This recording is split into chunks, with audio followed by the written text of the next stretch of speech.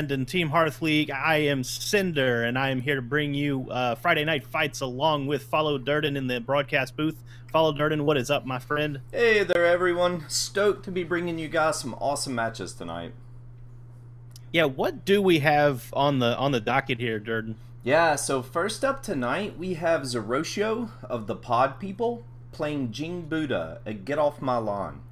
And so give you an idea of classes, Zeroshio has brought Paladin, Priest, Rogue, and Shaman, and Jing Buddha has brought Druid, Hunter, Paladin, and Priest. So man, the nerfs have really shaken up the meta, Cinder. What do you think about all of this? You know, I was looking at the class selections for this week, and I noticed that Druid was taken the most frequent, obviously. I think it was 63 times. Rogue, which has popped up as one of the strongest classes post-nerf, has been taken 39 times, and this is interesting. Shaman, 36 times. So this is the third most popular class, right up there with Rogue, and Zeroshio has it up. So I'm really curious to see what his plan is with this deck, because it's an easy deck to target.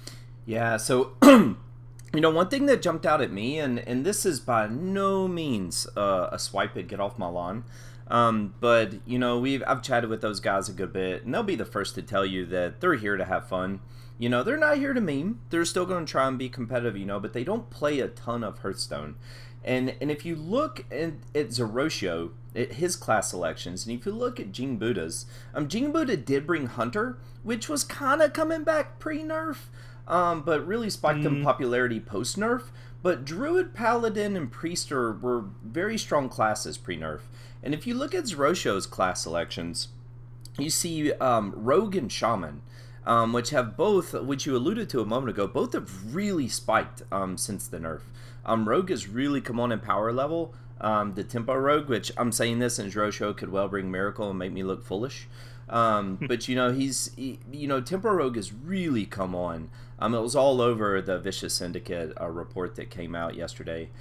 Shaman is as strong as ever, and Priest, of course, you know, is still a powerhouse. So seeing Rogue and Shaman with Zeroshio and not seeing him with Jing Buddha just kind of makes me wonder a little bit about this matchup. Yeah, and looks like they're getting started now. Do we have them up on screen? Yeah, let's head on in. Yep, and I'm already in the game, so we have opening up.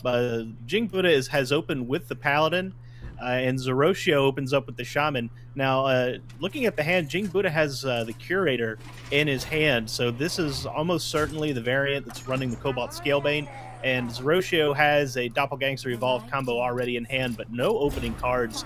Doesn't look like a great start for him. Meanwhile, Jing Buddha getting an incredibly fast start between the Tidecaller and two Righteous Protectors. They were not playing around with jumping in. I may have jumped the gun just a little bit. Oh, you're okay. Oh my gosh, on me. You are okay, man. Well, I foolishly jumped in first with Jing Buddha on bottom, which really would have thrown our viewers off. So that was my bad. I had to self-correct there. So who do they have? Jing Buddha on the top or the bottom? They have Zeroshio on top and Jing Buddha on the bottom. No, that's where I am. Yeah, so Jing Buddha. No, I was just gonna say it looks like that we're seeing a pre-nerf matchup here, Cinder. Just about, with the exception of the Bone Mare, that's been a huge card in a lot of decks right now. Yeah.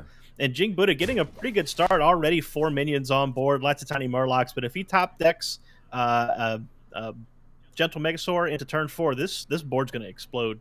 Yeah. It's at least going to get its damage in for one big turn.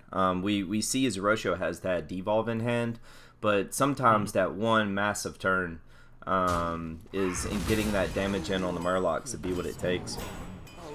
Yeah, Zeroshio trades away one of his Primal Fin Murlocs and deploys the Saronite Chain Gang. How long can this go on, Durden?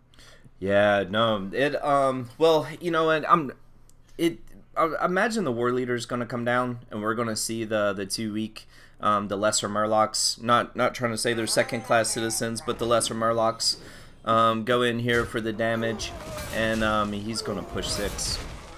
Ooh, Tidecaller hitting for 6. The Zeroshio has picked up his second Evolve, and he has a decision tree to make here. He he can, well, actually not much of a decision. The doppelgangsters will only be 2/2s, and that's really his only development play. Otherwise, he's going to have to go with the devolve to slow down this damage. He can't risk having a Megasaur hit this board. Yeah, and he'll get 2 wisp out of this, but that war leader, oh wow. Ooh, a Shadow Ascendant. Yeah, that's a spicy devolve. We're gonna see some wisp more than likely get buffed up here. Yeah, and that this is still kind of a snowbally board. All of a sudden, those wisps are gonna get, or maybe the Stonehill Defender is gonna get turned into a 2-attack minion, and as long as that Shadow Ascendant continues to live, it's going to continue buffing the board. Yeah, I mean, Zerosho is just whiffed on any board clears here. And Jing Buddha's hands just look so strong going into the remainder of his turns. Turn 6, Tarim. Turn 7, Bone Mare. What a hand. Yeah. Yeah, so right now, we're looking at 8 on the board. I don't think there's a reason to. I guess we'll see after the evolve here. I mean, he's got options. Oh wow. Ooh, interesting. If evolve the Blackguard without that. Tell you what, if he rolls a healing totem, the Blackguard could start machine gunning a little bit. Wouldn't be surprised to see Tarim here just to punish the board and push a bunch of damage though. Yeah, I could totally see that. The I mean that 8/2 is a little scary. You know, I mean, the Paladins just don't run Consecrate anymore. We could see it because of the Shaman matchup, but you really don't see it much anymore.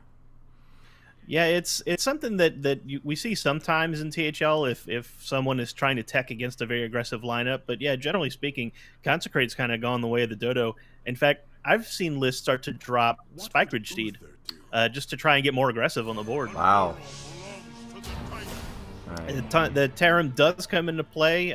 Looks like Jing Buddha is going to trade just a little bit to the board and push 12. That's going to set Zerosho down to 6. Yeah, and with Bone Mare in hand, this is more than likely over.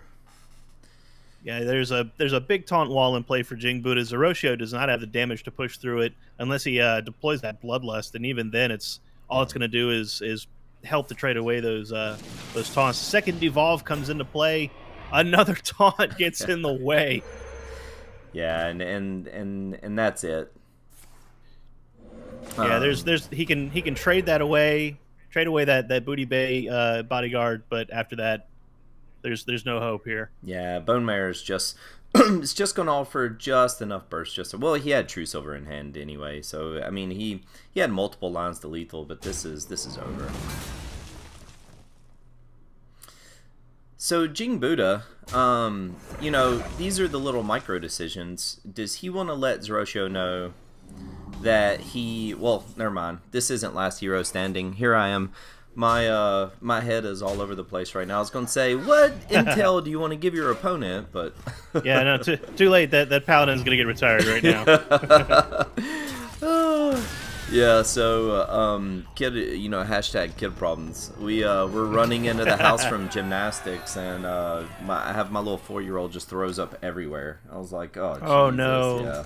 Luckily, family life, man. Oh my god, my wife's she's awesome. So she was like, go to your show. I'll take care of this. So Jing. Yeah, well, oh, sorry. Yeah, there's me bouncing all over the place like usual. Yeah. So that's going to put Jing Buddha up 1-0 in the series. That retires the Paladin. Hunter and Druid remain, and Zerosho still has Paladin, Priest, Shaman.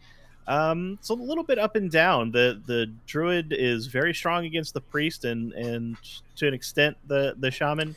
The Hunter probably just general, like a little weak to the Shaman, but a little strong to the Priests. Yeah. So it could go either way still. Yeah, I mean, the Hunter is the coin flip of classes. You know, I do think it does kind of dog a little bit to the Shaman, but the Druid, you know, like you said, strong to the Priest, coin flips with the Shaman, and of course, you know, Paladin, mid-range Paladin's always been good against Druid, so.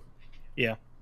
And that's what Zerosho opts for. He sticks with he goes to the Paladin and tries to catch the Druid and gets it. However, Jing Buddha's hand, not too bad. Wild Growth for the early ramp and Spreading Plague. He does keep it. Looking to block off a big wide board from Zerosho's Paladin Murlocs. Yeah. And we'll see here, how much of an effect 5 or 6 mana has for the spread and plague. Yeah, and in my play experience, it hasn't been that much different. Mm-hmm. They Druid still ramps as Druid is wont to do, and getting to 6 mana is not that tough. Zerotio, I'm looking at the hand though, and this may have been a misread by Jing Buddha because I see Stampeding Kodo and a Wild Pyromancer. Yeah, this is a control paladin from Zerotio. And I honestly could not tell you at all who's favored here. I know used to, J Druid was very strong versus Control Paladin. Last time I checked the data, J Druid's still very good against Control Paladin. Control Paladin really has to tech against J Druid. They have to play Skulking Geist and be able to catch the idols and then get a big board clear on the biggest Jade board they can get. Otherwise, still very much favored for the J Druid. Yeah, I mean, it would seem like this. I mean, these matchups can come down to what you tech and resource management, and so we'll see for sure. Jing Buddha has no idols in his hand whatsoever, no ramp. No idols, but Jing Buddha on 5 with the Nourish he just top decked Ultimate Infestation. So he's only 3 turns away from that UI at the current game state, and Zerotio is not pressuring him. Yeah, so I see you're going to be in favor of Nourish here and ramping, which makes a lot of sense with UI.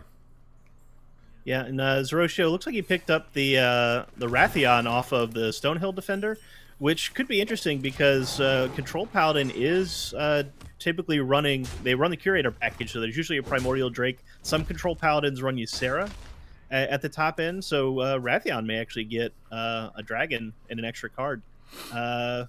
Top deck goes to Uther, so Wow. yeah, this is a very top heavy control paladin from Zerotio. Oh man, let's hope Jing Buddha's bringing the heavy top end druid. We could see some fun stuff this matchup. If we see, was it Kuhn the Forgotten, Yes. or trying to remember? I see Kuhn the Forgotten King. Yeah, we could see Kuhn. Kuhn can go 7/7 refresh mana and UI right after it. You can also see variants that have Medivh the Guardian with Moonglade Portal plus Spreading Plague and UI. Creates a lot of big minions. Yeah, so he did not Wrath and Cycle here. No, that's interesting. I definitely would have gone for it. I think he's got to get the read now that this is a control paladin, and if he does, he doesn't want to hold the wraths for removal. He wants to start drawing cards. And he floated 6 mana on that turn, so yeah, I'm real surprised he didn't draw. Yeah, I mean, the only thing my brain always tries to justify stuff and make everyone look good. So I'm like, did he think if there's a Doomsayer, he could Wrath hero power? But I mean, second UI coming off the Wrath there. I would expect he cycled the first one, so I think Jing Buddha's just going to go ahead and cycle that second one. Yeah, I mean, it's if you're going to devote your turn to cycling here, I don't think there's anything wrong with it whatsoever. And the second Wrath is deployed. It is. Oh, he's going to clear. He goes for he splits it. Yeah, I'm surprised by that. You're sitting on Ultimate Infestation. You got 2 of them. You also have a swipe to deploy. I mean, he can remove that 4/4 at will later on in the game. So I'm not sure that Jing Buddha needed to respect Wrathion there. I think there are probably bigger targets he's going to need to remove later on. Yeah. Zerotio reaching for the Doomsayer. Yeah, he's Zerotio's at 10 cards in hand, so he has to expend cards at this point each turn. Jing Buddha picking up a Wrath of the Lotus off the top. Not going to get any use in this matchup, I don't think. That Spreading Plague's not really going to get a lot of mileage unless Zerotio just for some reason starts spreading really wide, which actually may happen if Uther gets deployed and he starts hitting those Horseman hero powers. Spreading Plague might actually enter the picture. Yeah, I'm just. This is such a. The Doomsayer definitely disrupts Jing Buddha's plans here, and I try to look at everything through all angles. I mean, I guess he could have spread and plagued Spellbreaker, but it seems like Spellbreaker is going to get much more mileage out of a Tyrion target or something like that. Yeah, honestly, I don't. I would have been okay with just ultimate infestation in the face, draw 10, Yeah, burn a card next turn, and just have a full grip for the yeah. follow up. Zeroshio at 7 mana and a full grip on his own, so he probably wants to go for the curator, but he would burn a card if he does so. So Yeah, I'm trying to give the viewers a little bit of a hand. I mean, a little bit of an idea. I mean, if this was 8 mana, obviously he has a much easier turn, but so he goes for the second Doomsayer. So now Jing Buddha, his hand's getting a little too large for UI. I don't think you want to burn. He'd burn 2-3 cards. So now it's a questionable choice to make. man, yeah, he's just. I mean, it feels so. Yeah, now, but this feels like it might be one turn too late. No, he's got the Jades. Okay. Yeah, this is fine. Yeah, this is fine. It's the second Doomsayer, so now he can safely deploy the Spellbreaker to silence it, and then start developing a board. But the big question is, does Jing Buddha run 1 or 2 Spellbreakers? Most people would run 1 because Uther is such an important target for silence. So this may have been a little bit of baiting out by Zeroshio. Yeah, I like it. And Zeroshio going for the Tarim equalizes the board ever so slightly, puts the Jade Behemoth in range of the True Silver Champion, cleans up the board a little bit with the silenced token. I'll say in the good old days of 2 or 3 months ago, whenever you would see this Control Paladin and Jade Druid matchup, Tarim often, when you did see the Control Paladin win, it was because of an incredibly well-timed Tarim.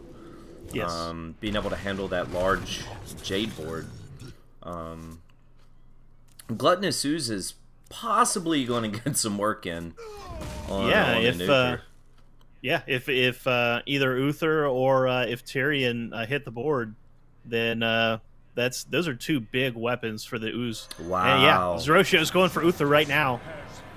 This is an interesting play because Jing Buddha has already deployed both Rats. He is lacking in removal now, so he's going to have a really hard time cleaning up those horsemen.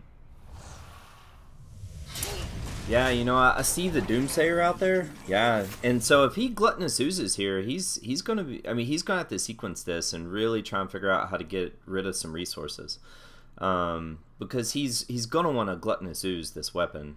Oh, no. Yeah, there goes the Ooze, and he's going to burn. Oh, sorry. Oh my gosh, I was thinking Harrison Jones. No. I was like, That's an Ooze. Oh man, oh. No. We're everyone's fine. We're all fine. Fun. How are you? Oh my god, that's so funny. But Jing Buddha, his hand just no development options whatsoever. Yeah, he's just gonna go for the Doomsayer and try to draw into something. Yeah. Besides, just a 3/3 Jade Idol. So there's Rag the Light Lord, but yeah, we're going to see the Kodo deal with this Doomsayer, and it's going to be really hard for Jing Buddha to get the board back here.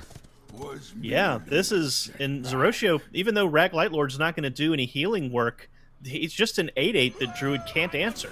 So this is starting to look very favorable for Zeroshio. Yeah.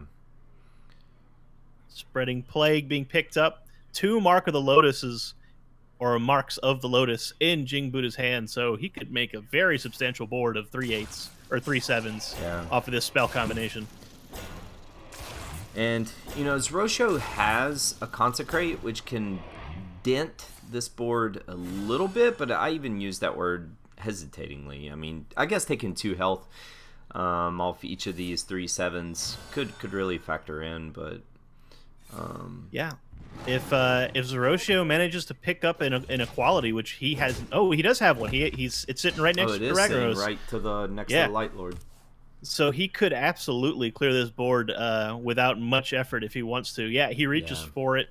Equality Consecrate's going to be the play, and he's going to be able to develop another horseman right behind this. Yeah, so Jing Buddha will be able to answer. He does have Swipe in hand. Yeah, I think that's the risk of playing inequality against the Druid, is a Swipe could always backfire. So there's the second horseman. So So without Jing Buddha being able to really get his Jade counter up there, this has turned into a pretty interesting matchup. Ooh, what a swing turn here. Spreading Plague with 5/1/5 Scarabs. Swipe clears the board entirely. Zeroshio is back to the drawing board on his development. Yeah, so Zeroshio has a pretty tough decision to make. He does have 2 Drakes in hand. And it does look like he's got another Consecrate in hand. So he could deal with this over multiple turns. But yeah, I mean, he doesn't have equality. He does not have an equality in hand. I'm just trying to look at how he could start dealing with some larger boards. But Jing Buddha, the pressure's on to get his Jade counter up. Yeah, and the Primordial Drake is fine. Like the 5 Scarabs cannot challenge the 4/8, and it does protect the Horseman. So this is fine. Looks like he's going to use the swipe to get another full clear, trading off most of his board into the Drake. But Fandral has been picked up a couple of turns ago, and he's got both Jade Idols in hand, so Jing Buddha can start setting himself up with quite an end game here. Yeah, and I'm showing the audience, that Jing Buddha's down to 8 cards in hand, so cycling the idols isn't going to be that... I mean, I don't think it's... You got Ultimate Infestation in hand, so I think cycling these Jade Idols at this point in the game is probably a good thing. Well, of course, Fandral lets him develop and cycle at the same time, so he's developing and setting up his own end game. Zeroshio, all of a sudden, now he's behind the 8 ball. He had a great board going in, but Jing Buddha managed to get a good reversal. Zeroshio, he has, let's see, he still has Raglight Lord in hand, still has the Drake, still has Tyrion, Curator still in hand. He has an enormous hand, and he can continue to develop pressure, but how long can he keep it up before that Jade counter gets out of control? Yeah, and then this matchup, Cinder, not sure how you feel about it, but Raglight Lord is, in a lot of situations, you'd want to get rid of that health, that region that your opponent would have, but in this case, you just want to make such big things you can smack him in the face one turn and be done, so... I think that's the way to go. I think it's just an 8/8 that Druid has to find an answer to, and with 2 cards in hand, he doesn't have many. Aya comes in. Yeah, Aya's a good one. That's a good draw. Yeah, the ultimate's going to give him another full grip. Wow. 5/5 deployed. Look at all those Jade Idols coming into the hand. Wow. Plus an Innervate. He can deploy another one right now. And just like that, Zeroshio. He does not have an equality in hand, so... This is what we were talking about. If he runs Skulking Geist, he can snipe Jing Buddha's entire game plan right now. But without it, there's not much he can do. It's interesting that Zeroshio runs this control deck and leaves Druid up, and apparently, we don't know for sure, but apparently does not have a Skulking Geist in his deck. That's really interesting. I mean, I guess there was a ban consideration between, Priest is also a pretty bad matchup for Control Paladin, but at least in the Jade Druid situation, you can tech against it. There's no teching against Anduin. Like you just lose with most control decks, since it's it's a very powerful combo deck. So yeah, I'm surprised that he didn't tech in a Skulking Geist if that's the case. So I'm kind of a fan here, because you don't want to overcommit your board. I'm kind of a fan here of just tossing Aya out there. You threaten lethal. Yeah, I'm pretty sure that's going to be part of the equation. I mean, what else does he do? It's all Jades. Yeah. Either make a Jade, make a Jade, make a Jade, or make an Aya and a Jade. So I'm pretty sure. Yeah. Jing Buddha's his path is clear at this point. Yeah. And he decides to make a Jade. Yeah. And make another Jade. Yeah, I like it. I mean, if his board gets cleared, he's seen one equality go. If his board gets cleared, just throw Aya out there and another Jade, and you're good. Yeah, that Aldor Peacekeeper can't do enough to prevent lethal. Zeroshio had an upper hand in this game, and it allowed it to slip out of his grasp. He's going to end up dropping the second game in this series, and I think Jing Buddha is going to be up 2-0 in short order here.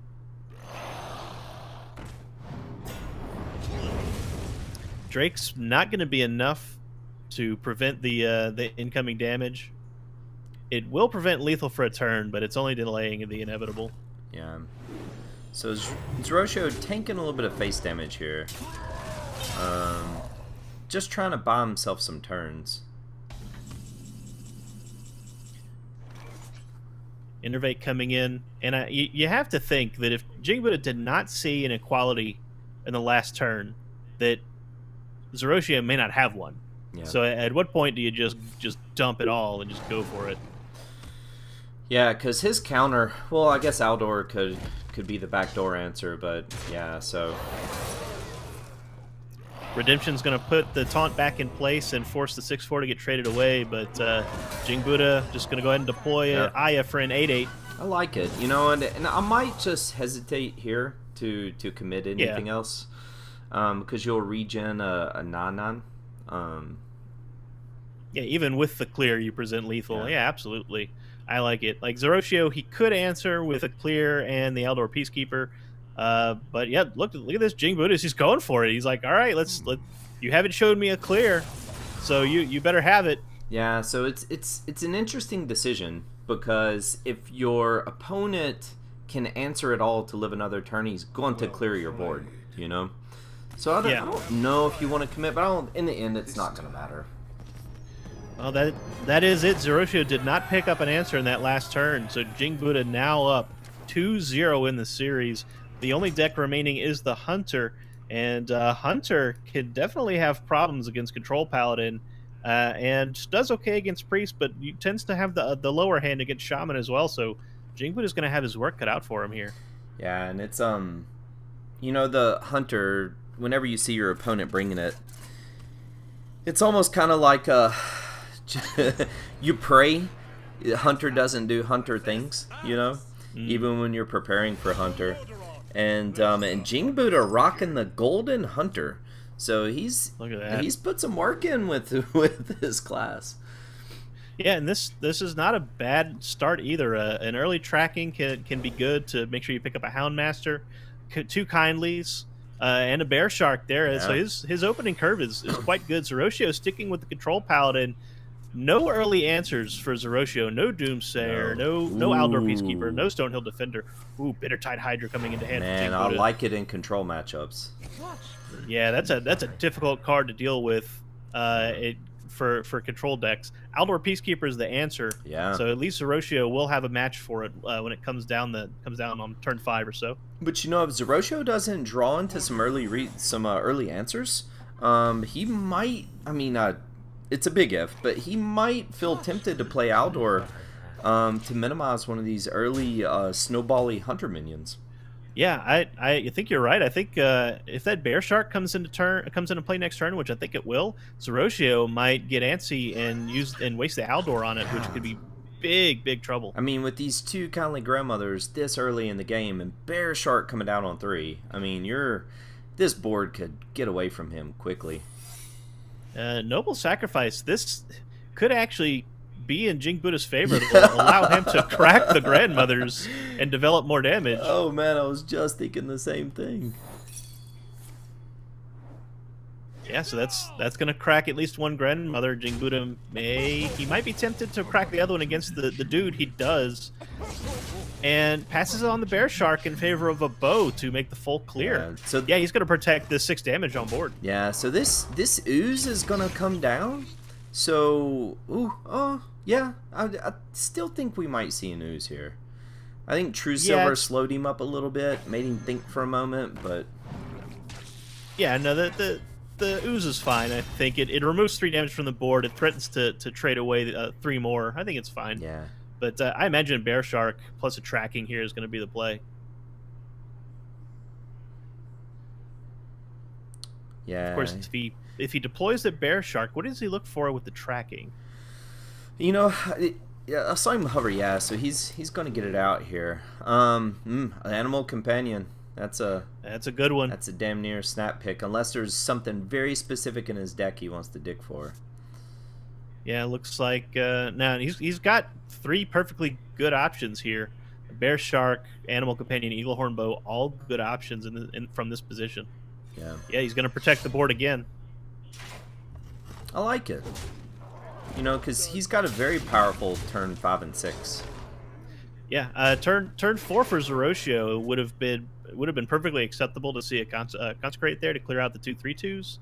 So him deploying the Gluttonous Ooze instead kind of told Jing Buddha that there's no board clear in hand. Yeah. So he's going to protect these 2/3/2s. Yeah, so Jing Buddha now is going to do everything he can to keep Zoroshio's side of the board clean, because he knows there's a 50-50 chance Zoroshio is holding on to a Spike Ridge Steed.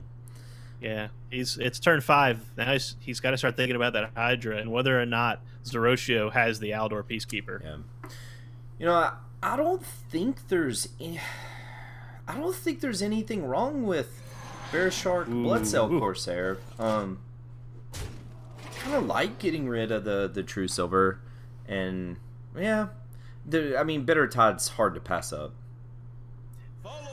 It is. Hunter is the kind of class that says you have to have the answer, or I'm gonna get a train rolling here. Yeah. I think you're right. I think the Bear Shark Corsair would have been a fine play to draw out the True Silver Charge and maybe draw out the Aldor Peacekeeper.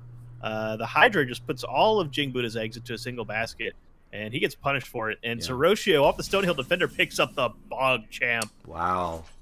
Yeah, and I think Zoroshio might have just won the game.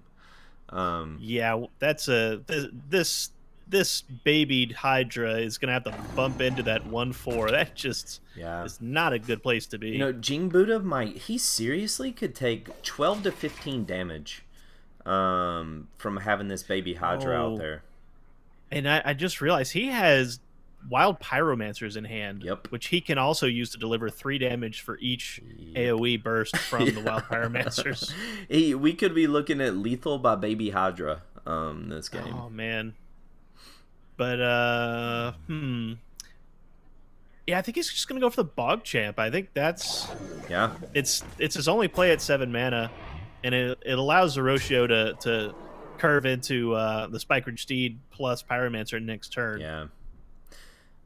Yep, here we go. Let's get the the pecking away going. So the Houndmaster coming into hand for Jing Buddha could allow him to answer the Bog Creeper. He actually has a full clear. Jing Buddha has a full clear this turn. Let's see. Oh yeah, because he's holding the weapon. Yep. Yeah, you're right. Leok, probably not what he was looking for, but I suspect the Houndmaster is still part of the plan here. Yeah, you know, just Houndmaster, Baby Hydra. Yeah, get it into a 4/9. Yeah, the only thing is you're just buffing it up to take more damage. Yeah, true. But I think you gotta clear the board here. Yeah, look, he's gonna go with the High Mane, which doesn't quite clear the board. Yeah, and he's gonna get punished by the Steed here. Yeah, this Pyromancer Steed's gonna do quite a lot of work here. Yeah. And he's got the Primordial Drake for the follow-up turn, and Consecrate also came into hand for Zoroshio, so answers for the hyenas that emerged from the High Mane. Oof, look at this. Oh man, that's so hard for Jing Buddha to punch through at this point. Yeah. You know, knowing what his next turns are, do you push face with the Aldor Peacekeeper there? I know you don't want to leave the aura up, but could you set up for lethal next turn? I think you could. Zoroshio doesn't have a lot of gas in hand though. He's got Tyrion, which is actually, it could be enough by himself, but aside from that, the Drake, great defensive tool, not the best offensive tool. So I'm not sure. I think probably wants to play the slow game, because if he can run Jing Buddha out of resources, he'll just win off the healing off the top of the deck. Yeah. I was trying to think of how he could utilize that Baby Hydra. Yeah, Deathstalker Rexar coming into play here. This is actually going to be a really great tool, because this is basically infinite pressure off of the hero power. And as we were saying, Zoroshio, not a lot of offensive tools, so Jing Buddha's going to have time to continue building beasts. Yeah. Man, Rat Pack is interesting. That's pretty spicy. Yeah. He does go for the Rat Pack plus the Stone Tusk Spore, so it's a 4-mana 3/3 Wow, charger that pops 3 tokens. It's not bad. not bad at all. And the extra armor is going to help a little bit with this Bittertide Hydra problem as well. Yeah, that extra that baby Hydra is just it's been something else this game. And Zeroshio is just going to do everything he can to not kill it right away. He wants to milk that 3 damage for all he can. Oh, deadly shot being picked up off the top for Jing Buddha. That's a big deal. Yeah, so now we could see the baby Hydra just bump the 2/1 Stegodon. Of course, he's going to lead with Zombeast and see what he can get here. Yeah, definitely not going to take the Hive Queen, but that Scavenging Hyena looks yes. Good. With that Zombeast, oh my gosh, yeah, with the charge 1/1 generator. Yes. Oh my goodness. Yeah, we don't get to see what he took until he's finished. So I think he's just. I would just take the Crocolisk, man. Just that's what he does. So. Yeah. He doesn't. He doesn't. Oh, he deploy took it, the. though. I'm interesting. Oh yeah, he's got a deadly shot here. He can't do it all. Yep, he took the Wasp. So it does the He took the Wasp. Yep, it does have stealth poisonous. Oh, see, although stealth is not as useful against Paladin though, because equality clears don't care about stealth. So look at this, Zeroshio going face. Yeah, so the Blood Cell Corsair is going to come out here, and clean up this True Silver. Oh, I like the Abomination does damage to all characters. Wow, what a great recognition by Zeroshio. So, he sees light. He's going for it. Yeah, so Cinder, last turn, he had the chance to pick up a lifesteal minion with his health total where it is. Yeah, he did. So, that could come, going back and watching the VOD, it would be good for him to would it have mattered, and we don't know. It may have been too slow of a development. But Jing Buddha is offered a taunt here, which is a pretty important part of the Deathstalker equation. Goes for the poisonous stealth adapt from the zombies, but that's so yeah. He's going to deploy a small minion here to get the adapt going. But if it's stealthed, then it doesn't matter if he gets taunt. He's got to go for yeah, that's true. Yeah, there's nothing he can do for it. Yeah, so he is going to get the weapon break at least and be able to punch through this Stonehill Defender. He's going to live another turn. Little bit of life. Yeah. Oh, the Consecrate. It's exactly what he needed to deal with this board along with the Wild Pyromancer. He could clear the board here. He can clear the board and put him at 1. Which then you just drop Abomination and you win. He's gonna use the Consecration to break the Rat Pack, drop the Abomination, and guarantee a follow up clear and almost enough damage to finish the game. But that Hyena Zombie is still sitting in the hand. So he can push. So if he drops the Hyena, runs a couple of these rats in, I hope he took the Dispatch Kodo. I didn't get to see. Well, he just had a bunch of 1/1s. Yeah, he took the Kodo and the Charge. So I think you drop the Hyena, run a couple of these 1/1s to beef it up. Yeah, the sequencing might matter here. Oh, he sequenced it. Oh, it doesn't matter. Okay, I was interested if the sequencing would matter. But look at this. All of a sudden, Jing Buddha's got 16 damage showing. He's showing lethal, but Zeroshio has Consecrate from the last turn top deck. That's going to be it. So, unless he had played the minions differently, that life still wouldn't have mattered with the Scavenging Hyena. Man, fun matchup. Yeah, so I think you're right. I think the lifesteal may have actually entered the equation there. Generally, like, the Zombeast issue is that they can be too slow to develop, so the lifesteal doesn't come into play. But in that instance, that may have tipped the scale in Jing Buddha's favor. So Zeroshio gets the win with his Paladin. So let me not forget to change the color here. There you go. I'm almost mentally here, guys. I'm really close to being fully mentally present. So now Zeroshio is down to a good and a bad matchup. against that hunter. And he starts with the good one, which I think is the right play. The shaman can definitely get the leg up if it gets a nice early curve, which it looks like he does. Firefly and Jade Claws in the hand for Yeah. Zeroshio, but Jing Buddha's got a pretty good start too. Alley Cat plus a crackling razor maw and a tracking. Yeah, both of them are gonna have some pretty quick turns here. Ooh, Flame Tongue Totem, that's huge. Zeroshio's I already off to a great start. Yeah, do you ever coin out the second Firefly? Yeah, absolutely. To contest the board? Because he's got his next two turns are automatic almost. You go J Claws 2 and then Flame Tongue Totem on 3. It's pretty straightforward. Oh, Patch is coming into the hand from Jing Buddha. He doesn't want to see that.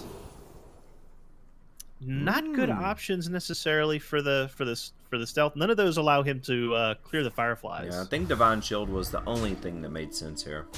Yeah. Oh, he's just going for face. It says, you get to trade into me. Ooh, man, look at the pickups from Zeroshio. Wow. Maelstrom Portal is going to allow him to clear the board here if he wants to. This is almost a psychology test of which Firefly do you run in here. So Zeroshio opts for the weapon instead. This is almost a full clear, but I like this better because it does allow him to develop the board, as opposed to if he had just used Maelstrom Portal, it just would have been empty and passed initiative to Jing Buddha. So this is good, and this actually is getting rewarded because Jing Buddha does not have a 3-play. He's got a track for something to do. The Crawler. Crawler, yeah. Crawler is probably the play. I mean, it is THL, so this very well could be an Evolved Shaman deck without Pirates. It's just that weird THL meta that we see, but yeah, it would be. I know where he's coming. It would be really hard to throw away. Wow, that was the one that I wasn't gonna. Oh, because he's gonna crack the Jade Claws. Yeah. That's why. So this gives Zeroshio just the tiniest, gives Jing Buddha just the tiniest of health advantages on the board, but Zeroshio is going to be able to make a quick answer with the Maelstrom Portal here and take back the initiative. Nice drop from the Maelstrom Portal too. Yeah, because Hunter can't really do targeted single damage. What a terrible turn 4 for Jing Buddha. Yeah, and this is all sorts of clunky and awkward here. Yeah, this is not what he wanted to see. He would have preferred Bear Shark, Animal Companion, anything but his 2 utility 4 drops don't have a target. And the Serenite Chain Gang is just... I think you go Chain Gang here, and you got Evolve in hand. He's got the... I think you just put the Flame Tongue Totem here just to clear off the board. That was stupid me. Totally overlooked the Flame Tongue Totem there. And push 7 damage. And man, that's another lack of development for Jing Buddha. Kill command doesn't affect the board too much for 3 mana, but he's going to go with the Spellbreaker. Does develop the board at least and take off 4 damage from Zeroshio's board. So I kind of like dropping the Chain Gang here. Clear the minion. Hope that he gets wins the coin flip. All right, you drop Chain Gang and Evolve, and I really like that play. Yeah, that'd be a really good evolve. Those chain games would go up to 5 mana minions each. Zeroshio wants to know how long this can go on. Puts in the 2 1/1s. He doesn't evolve it? Really? A little confused there. I think you're right. Evolve was the play there. The Flame Tongue Totem silenced. It's literally a dead spot on the board. Evolve would have given it new life. Yeah, and give you 2 5 more well-statted minions. Oh, look at this. Zeroshio's patience might pay off. He just picks up the Doppelgangster off the top. He's going to be able to put in a ton of damage through this Bittertide Hydra, make space on his own board, and drop the Doppelgangster Evolve combo. What a punishing turn for Zeroshio. Yeah. So, I'm just, from that last turn, I'm wondering if Zeroshio's going to... Okay, just go face, drop the Doppelgangster, and Evolve. Yeah, you're not going to lose from 23 damage from a single Bittertide Hydra. Yeah. What an evolve! Oh my goodness! Yeah. Wicker Flame, Burned Bristle, Earth Elemental, Grime Street Enforcer, and 3 5/5s. Yeah. Zeroshio prayed at the altar of Yogg. So the Hunter is just stuck right now for Jing Buddha. He's on the cusp of giving up a reverse sweep. See, and this is This is, though, where exactly how Zeroshio wanted this to plot out. He wanted to get his strongest matchups against Hunter out of the way and be able to equalize the series, because if he puts the priest up against the Hunter, it's unfavored. Now he just, if he can pilot this perfectly with the priests, he might be able to complete the reverse sweep. Well, and I tell you too, if Jing, if he has some draws like he did last game, that was pretty brutal. All right, so again, he's going to be throwing away 2 of 3 cards, hoping to get some of those early minions. Yeah, and do you think he keeps the Corsair here just to get a board going against the Shaman? Yeah. Or against the Priest? Yeah. He, but Priest... Ooh, patches again! Yeah, he drew patches again. I can... Oh, man. I want to say I can understand holding on to Hydra because it's so critical in the Priest matchup, but you got a 50% chance of getting it back before turn 5. Yeah, I think you're right. With Tracken, you have an even better chance. And Zeroshio has to do nothing because he's got the anti-Hunter kit. Like, he had it in the right off the bat, you know? Yeah, and I think you're right. I think you want to go for, if you're going to mulligan for anything against the Priest, you want Bear Shark. Yeah. That's such a hard minion for Priests to deal with. And with the patches deployed solo against Zeroshio, I think Zeroshio sees that this might be going his way. Second Bitter Tide Hydra for Jing Buddha. Oh man! No, he has to track here, or he's just gonna hero power. I think I would have tracked for a 3-drop. I think so. You got to get Bear Shark. Like you've got, yeah. I would have liked to have seen tracking. Because if he doesn't pick up a 3-drop, he's gonna have to track on 3 to get a 4-drop. Yeah, so Zeroshio with an easy Doomsayer there. So he's gonna be able to track here and not feel punished. Man, these are all 3 very valuable cards. Yeah, I think that Animal Companion might be the play. Yeah, you've got a high roll at this point. Yeah, like you got to hope for a Huffer and just go. But you know, Zeroshio's his hand, he's got plenty of game against early minions. Yeah. The Holy Smite is good. The Glimmer Root starting to fall out of favor, but it is a 3/3 body early on, and he's got initiative, so he'll be able to play it now onto the board. And he's got the Spirit Lash in hand now too. Yeah, Zeroshio's just got everything's lining up. Yeah, the Razor Maw is most certainly the card that started in the deck. Mm-hmm. So yeah, now Zeroshio has initiative, and Jing Buddha's got, all he can do is play Animal Companion. To my side. And there's the Huffer. Okay. Though I think it can get traded away. Oh, you know what? This Spirit Lash. Yeah. It's gonna totally. Oh, and he gets the Acolyte as well, so he could even coin Acolyte Spirit Lash, clear the board, get a card. I like it. Yeah, he's going for it. Yeah, I like it. You know, and if this was a control-y type matchup, of course you'd be a little more hesitant to use the coin right now, but this isn't. You keep the board clear, keep your health total up, and you're smooth sailing. Yeah, heals 5, draws the card, clears the board. That's a great turn. And you're guaranteed an additional draw, which is just, it's important. Yeah, Jing Buddha snap playing the Hydra. No death in the hand for Zeroshio, but could Kazakus. Yeah, he does have Kazakus. He does have 5 mana. He could Shadow Vision and have a decent chance of drawing into the death, which he does. There it is. And have enough mana to actually utilize it. Yep, and then Jing Buddha just forced to just Hydra a second time, looks like. Alright, so this next turn, he does have the Dirty Rat Kazakus combo.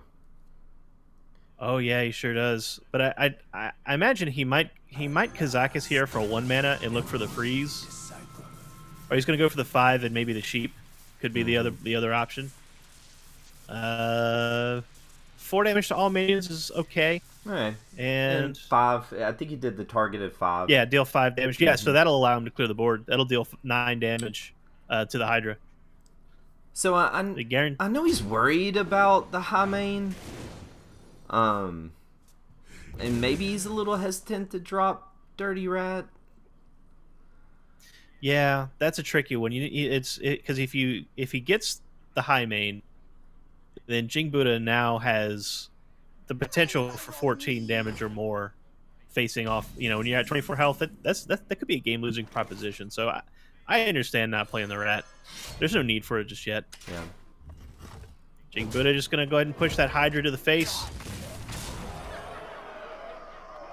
So Zeroshio, by dropping the loot hoarder, did set up a full clear, by the way, with the Dragonfire potion. Yeah, you're right. And Jing Buddha forced to Galaka his own. Oh, there's Raza coming into hand, though. Yeah. But I think you have to address the board now, and then worry about Raza next turn. Oh, he's going for the rat. Gets the Spellbreaker. Well, he does have that Kazakus potion in hand. Oh, yeah. Oh, the Kazakus potion is going to clear the board. You're right. Mm-hmm. So, yeah, all he has to do is just... But I think you push the loot hoarder into the Hydra first to get the extra damage in. Yeah, well, do you valid... Do you... yes. Yeah, you're right. Yep, because it's just going to get cleared either way. Yeah, you get one extra. Good catch, Cinder. Yeah, so... Bumping it's going to give him an extra point of damage on the Hunter's face. And he's seen that this Hunter's running DK Rexar, which could be a nightmare in this matchup. Ooh, that's the combo. Raza Anduin came into hand on Zeroshio's last two draws. Now he cleared the board. Jing Buddha is down to no minions. He's got a deadly shot and nothing else. Galaka Crawler's not enough to get the ball rolling. Zeroshio, he's going to play out his combo and start getting into serious domination of this game. Yeah, I don't... man, you got Raza. You've got Power Word Chilled. Velen! Yeah. All three of the power minions just came into Zeroshio's hand on command. Yeah, and one thing that's very, very valuable here is... I know a lot of the public was like, really, 5 armor on a DK, but, like, that's relevant. It definitely makes a difference in a match. Absolutely. When you're giving up your ability to heal by playing DK Anduin in the Hunter matchup, you're buying yourself 3 more turns from the Hunter's hero power. Like, that's relevant, Jing Buddha going to be forced to deploy the deadly shot, I think, just as a life-saving measure. And he's got Lyra came off foul notes. Oh my gosh. The entire bottom half of Zeroshio's deck just got drawn. So he's he's got 2-turn lethal now if he plays the DK Anduin, but he's going to get this is where that 5 health gives you a security blanket. Yeah, he's going to go up to 21 health, and he's only facing 7 a turn from Jing Buddha. So if he can get this going, 2-turn lethal. Actually, no, he's got lethal next turn because he picked up Velen. Yeah. So that's it. That's ball game. Yeah, so he's going to put Jing Buddha down to 4 here, I believe. Oh, no, 6. And then there's no way for Jing Buddha to avoid lethal now. And Grandmother's not going to do it. Yeah, and there was no way for Jing Buddha to draw into it, so that's it. The Hunter ends up being the stumbling block for Jing Buddha. He went up 2-0 in the series. Zeroshio equalized and managed to take a Game 5 off of a really great Priest game against an unfavored Hunter matchup. What a set, Durden. Wow. Yeah, and by the way, that was 50 minutes. That was 5 matches in 50 minutes with the reverse sweep. That was action-packed. Yep, Pod People picking up 4 points on the win there. And I also want to add, Zeroshio is part of the Hero Power podcast along with Versika and Avantis. They just celebrated their 100th episode. So what a great win for him and the Pod People and the Hero Power podcast. It's a great week for Zeroshio. Yeah, congratulations on many parts, Zeroshio. And you know what? I saw Youngwoo tweet today that he's excited and he congratulated the Hero Power podcast, and I think he's joining them for their 100th episode. And Youngwoo's always an awesome guest. He loves doing the podcast circuit. I wouldn't know anything about it. He's never been on mine, but Well, lots of good stuff clicking for them, and man, like when you're down 0-2, you're gut is just turning, but to be able to focus and reverse sweep the hunter is no small task. All right, so Durden, tell us what our second match is while I message the participants. Yeah, for sure. So our second match is going to be Arthur Rhodes with NWA.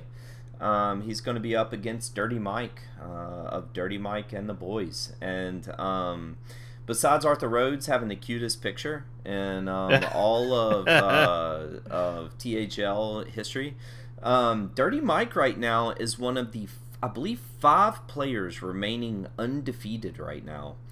And he is, last season, I want to say Dirty Mike, because so his entire team all started off in pretty similar PR range. They were all within 40 or 50 points of each other, and they kind of dispersed themselves out over the season. And Dirty Mike, actually, he might have started off as the 1 or 2 seed, and had fallen to the 4 seed by the end of the season. First time captain, I'm sure that took a lot of his mental power, week to week, and making sure his teammates were prepared and everything, and probably at his extent. Well, everyone on Dirty Mike and the Boys knows what they're doing now, and Dirty Mike is roaring through the season right now. I don't even know if he's been pushed to a 3-2 match yet, maybe once, but Wow. yeah, he is crushing right now. I was looking through our team spreadsheet the other day, and I want to say he was one of those people up there with a 75% or greater match win rate. And that's the individual matches. So he is crushing right now. And so it's awesome to have him on the show tonight. And this is, Arthur Rhodes is a longtime THL vet, so this is going to be a really good matchup. This is very much, I know we were talking about it a week or two ago, that old school, new school kind of feel in THL. This is it right here. Dirty Mike, they brought in a totally defining way of constructing your team and went to the finals last season. Good stuff. Yeah, that's really exciting, and I believe Dirty Mike is playing his SHL match right now, and is almost done. So yeah, I asked in position. He's in position. Has joined us in the control room. I'm gonna see if we can get Zeroshio in. I want to talk to him a little bit about that match. So hopefully we can drag him over. I'd love to hear from him. But in the meantime, Durden, what are the class selections we see for Dirty Mike and Arthur Rhodes? Yeah, for sure. So Arthur Rhodes is bringing Druid, Priest, Rogue, and Shaman. Pretty popular in terms of a lineup to bring this week. Dirty Mike is bringing Druid, Paladin, Priest, and Shaman. First thing that pops out at me, Cinder, is that Dirty Mike is not bringing Rogue. Yeah, it's such a new deck. I can definitely understand that some people might be hesitant about bringing that Keliseth Rogue, because if you're not familiar with it, you never want to pilot a deck that you don't know. But I mean, its power levels have been, obviated on the ladder. Like, I don't think it has a bad matchup except for the other Prince Rogue variant that runs the elementals. Yep. So it's real good right now. A lot of people are taking it. But they both brought the Shaman, which Yeah. we were just talking about. Like, Yep. it's Shaman looks real good in this meta, but very targetable deck. Yeah. Well, it's this is feels and looks very much pre-nerf, post-nerf, which we talked about that last series too. But you see a lot of Rogue replacing Paladin right now. But Dirty Mike, if it's not broke, don't fix it, right? And so Yeah, I mean, there's nothing wrong with the pre-nerf decks. I mean, they're Yeah. all quite good still. Yeah, so it's yeah, man, I would love, which it's very possible Dirty Mike might ban the Rogue. Looking at Dirty Mike's classes, banning Rogue kind of makes sense. Priest and Shaman are both very reasonable bans as well. Not sure what Dirty Mike will do, but man, I would love to see the Keliseth Rogue on the show tonight. Yeah, like it's the hot deck right now, and I really want to see this played on stream, because there are a lot of websites and podcasts, my own included, that have been doing talk and guides about Prince Rogue. In fact, our we have 2 Rogue specialists, Ridiculous Hat, of course, and our one of our coaching specialists, Bodicus. He actually hit top 200 legend with Prince Rogue Wow, this nice. month. So we got a really great look at it, and I got to tell you, man, this deck is so hard to pilot. Like I tried my best Yeah. to get good with it, and it has been an uphill climb for sure. What are you talking about, Cinder? Man, yesterday on ladder I had 5 straight games with Prince Kelesith's Shadow Step in the opener. What are you talking about, man? It's super. I felt like a pro. I was like, this is pro plays right here. I'm going to coin out Kelesith, Shadow Step, Kelesith, and then, of course, you know, the opponent just concedes at that point. Yeah, there's been a lot of turn 2 concedes after double shadow steps. I won't tell you what happened after those 5 games because they were the opposite of pro plays, but for 5 games yesterday, I felt like a Hearthstone pro. Man, although I will tell you, I tried out the elemental variant today, and that felt really good. Yeah. Like I like that deck. Yeah, it's I think I might have tried that one first before what became kind of more-ish of the refined list, but the only thing I ever ran into is sometimes it felt pretty darn clunky when you opened up with a handful of 5, 6, 7 mana cards. Doesn't happen a ton, of course, but it dominates the mirror, just completely dominates the mirror. So. Yeah, I actually played that mirror on ladder and won it quite handily. It looks like Zeroshio is in the channel. Zeroshio, can you hear us? Hey, what's up, gentlemen? How y'all doing tonight? Oh, man, we are doing absolutely great. We were really excited to see that set, man. Reverse sweep. How does it feel? It feels good. I think I queued my first deck wrong. I kind of anticipated he would do anything but Paladin, and I was hoping for the Paladin mirror. And it kind of felt snowbally at that point, and then I kind of just went, well, he's going to have if he finishes up with Hunter, I can reverse sweep because I know my Paladin and my Shaman can beat Hunter, and I'm good in the Priest versus Hunter matchup, even though it is unfavored. Yeah, we saw that going in. We were thinking this is probably your worst matchup against Hunter was the Priest. So were you trying specifically to save Priest for last against that Hunter? Yeah, not because I wasn't confident about it, just because I knew that Paladin and Shaman are kind of auto win for me against Hunter, and that while I'm good with Priest versus Hunter, it's not as high a win percentage as those other 2 decks. Yeah, and I was also interested that you brought Control Paladin. What was your thought process bringing Control Paladin? Control Paladin's my bae. Feel that. I kind of got my bread and butter off of Control Paladin. I have been toying with lots of other varieties of Paladin because I don't want to be predictable, but I haven't played Control Paladin that often recently. I did play it last week, and it did well. And this is a variation on Amic's list from the EU summer playoffs. Yes. So I really like that list and thought it works good.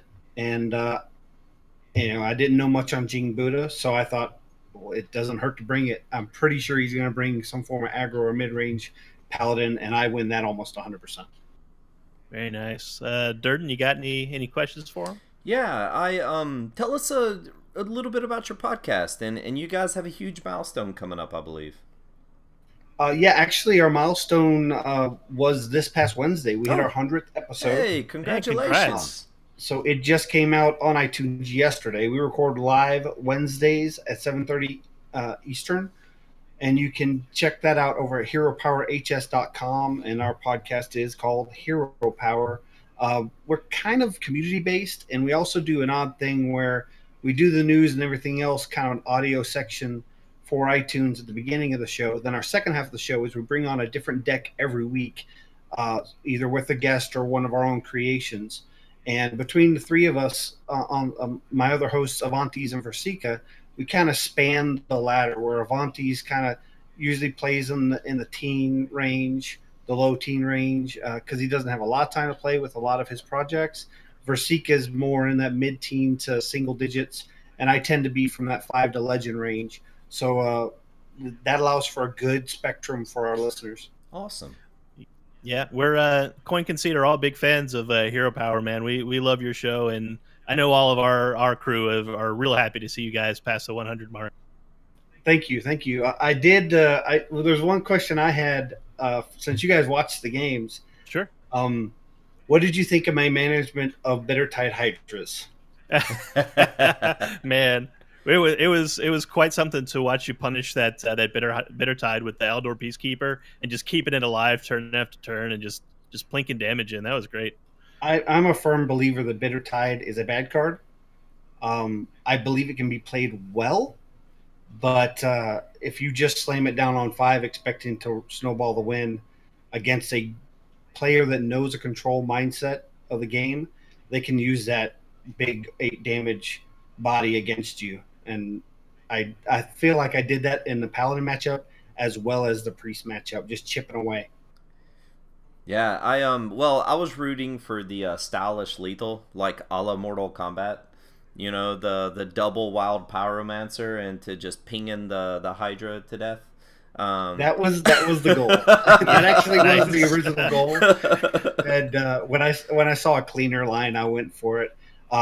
My I noticed in the fifth game he had a hard time with his hand. I'm guessing he had at least one, possibly two bitter tides, and Yep. either Rexar or Hymeine. And Yeah. so I don't know if he actually had those, but I was going to Dirty Rat, but I realized that if I Dirty Rat the next turn, I can then silence the Hymeine and do a full board clear with the Kazakus potion. Man, that is great stuff. That was a really exciting series for us, Zeroshio. Reverse sweeps are always awesome to watch. So thanks for giving us an exciting match. Yeah, there you go. So thanks for coming on to the cast for us, Zeroshio. We'll have to have you on Coin Concede real soon, man. It's been too long. Awesome, and the same goes for you guys. If you ever want to, pip your stuff, your streams, your shows, THL, you're welcome on Hero Power. Just shoot us a message at heropowerhs.com at the contact us link. Awesome. Thank you, man. Awesome. Thanks so much, Zeroshio. All right, so I think we're ready to move on to the next match. Looks like the bans are in, Durden. Dirty Mike has banned Arthur Rhodes' Druid. Arthur Rhodes has banned Dirty Mike's Priest. Spicy. Yeah, I'm really interested in that. Like, I am really of the opinion that Rogue is a really strong ban right now. Yeah. Because it's hard to target that deck, and it's just a strong deck in all matchups. But some people are still just reflexively banning Druid, I think. Yeah.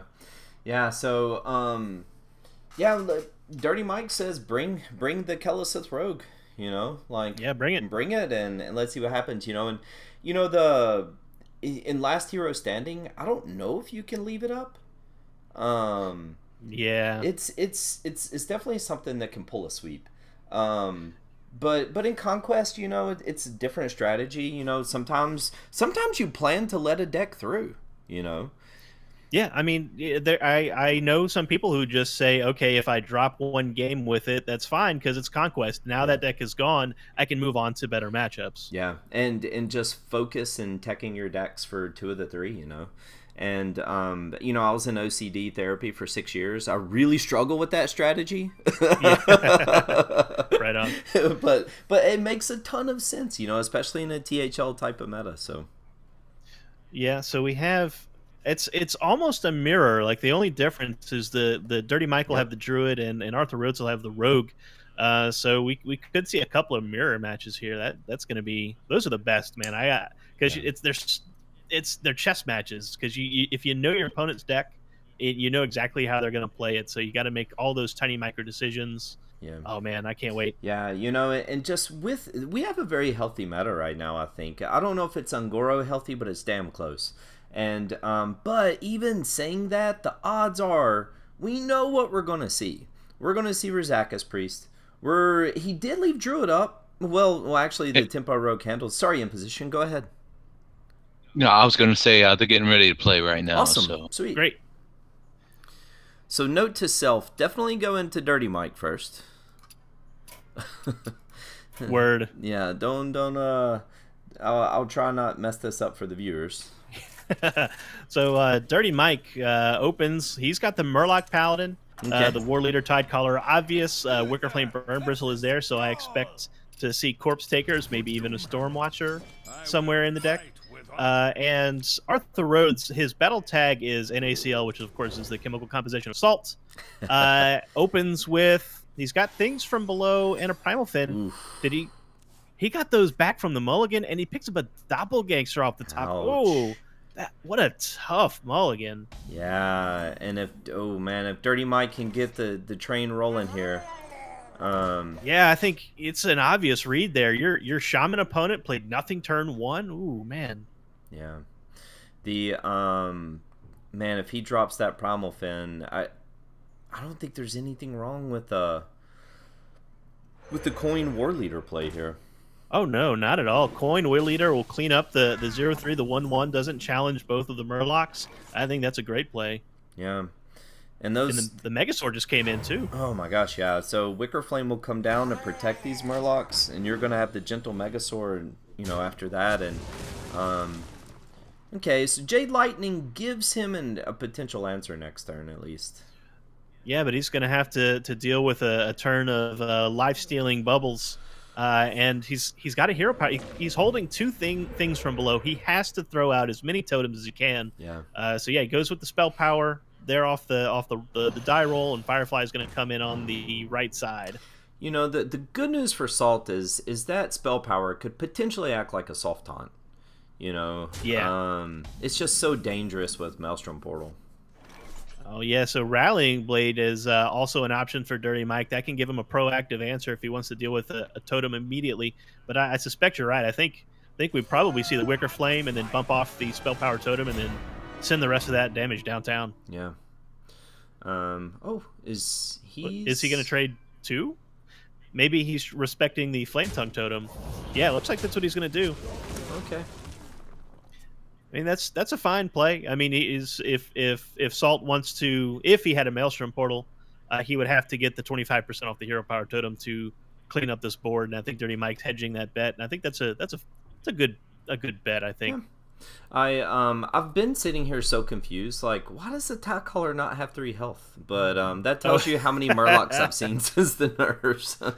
Man, I gotta tell you, like, I don't think the health buff was that damaging to the Murloc packages. Like, this is still a great deck. Yep. Jade Claw's coming into hand for Salt's going to allow him to trade away the bubble with the 1/1 and clear off Wicker Flame, but that Gentle Megasaur is patiently waiting its turn here for Dirty Mike. He's hungry and he's about to come feed. Oh no, the Storm Watcher.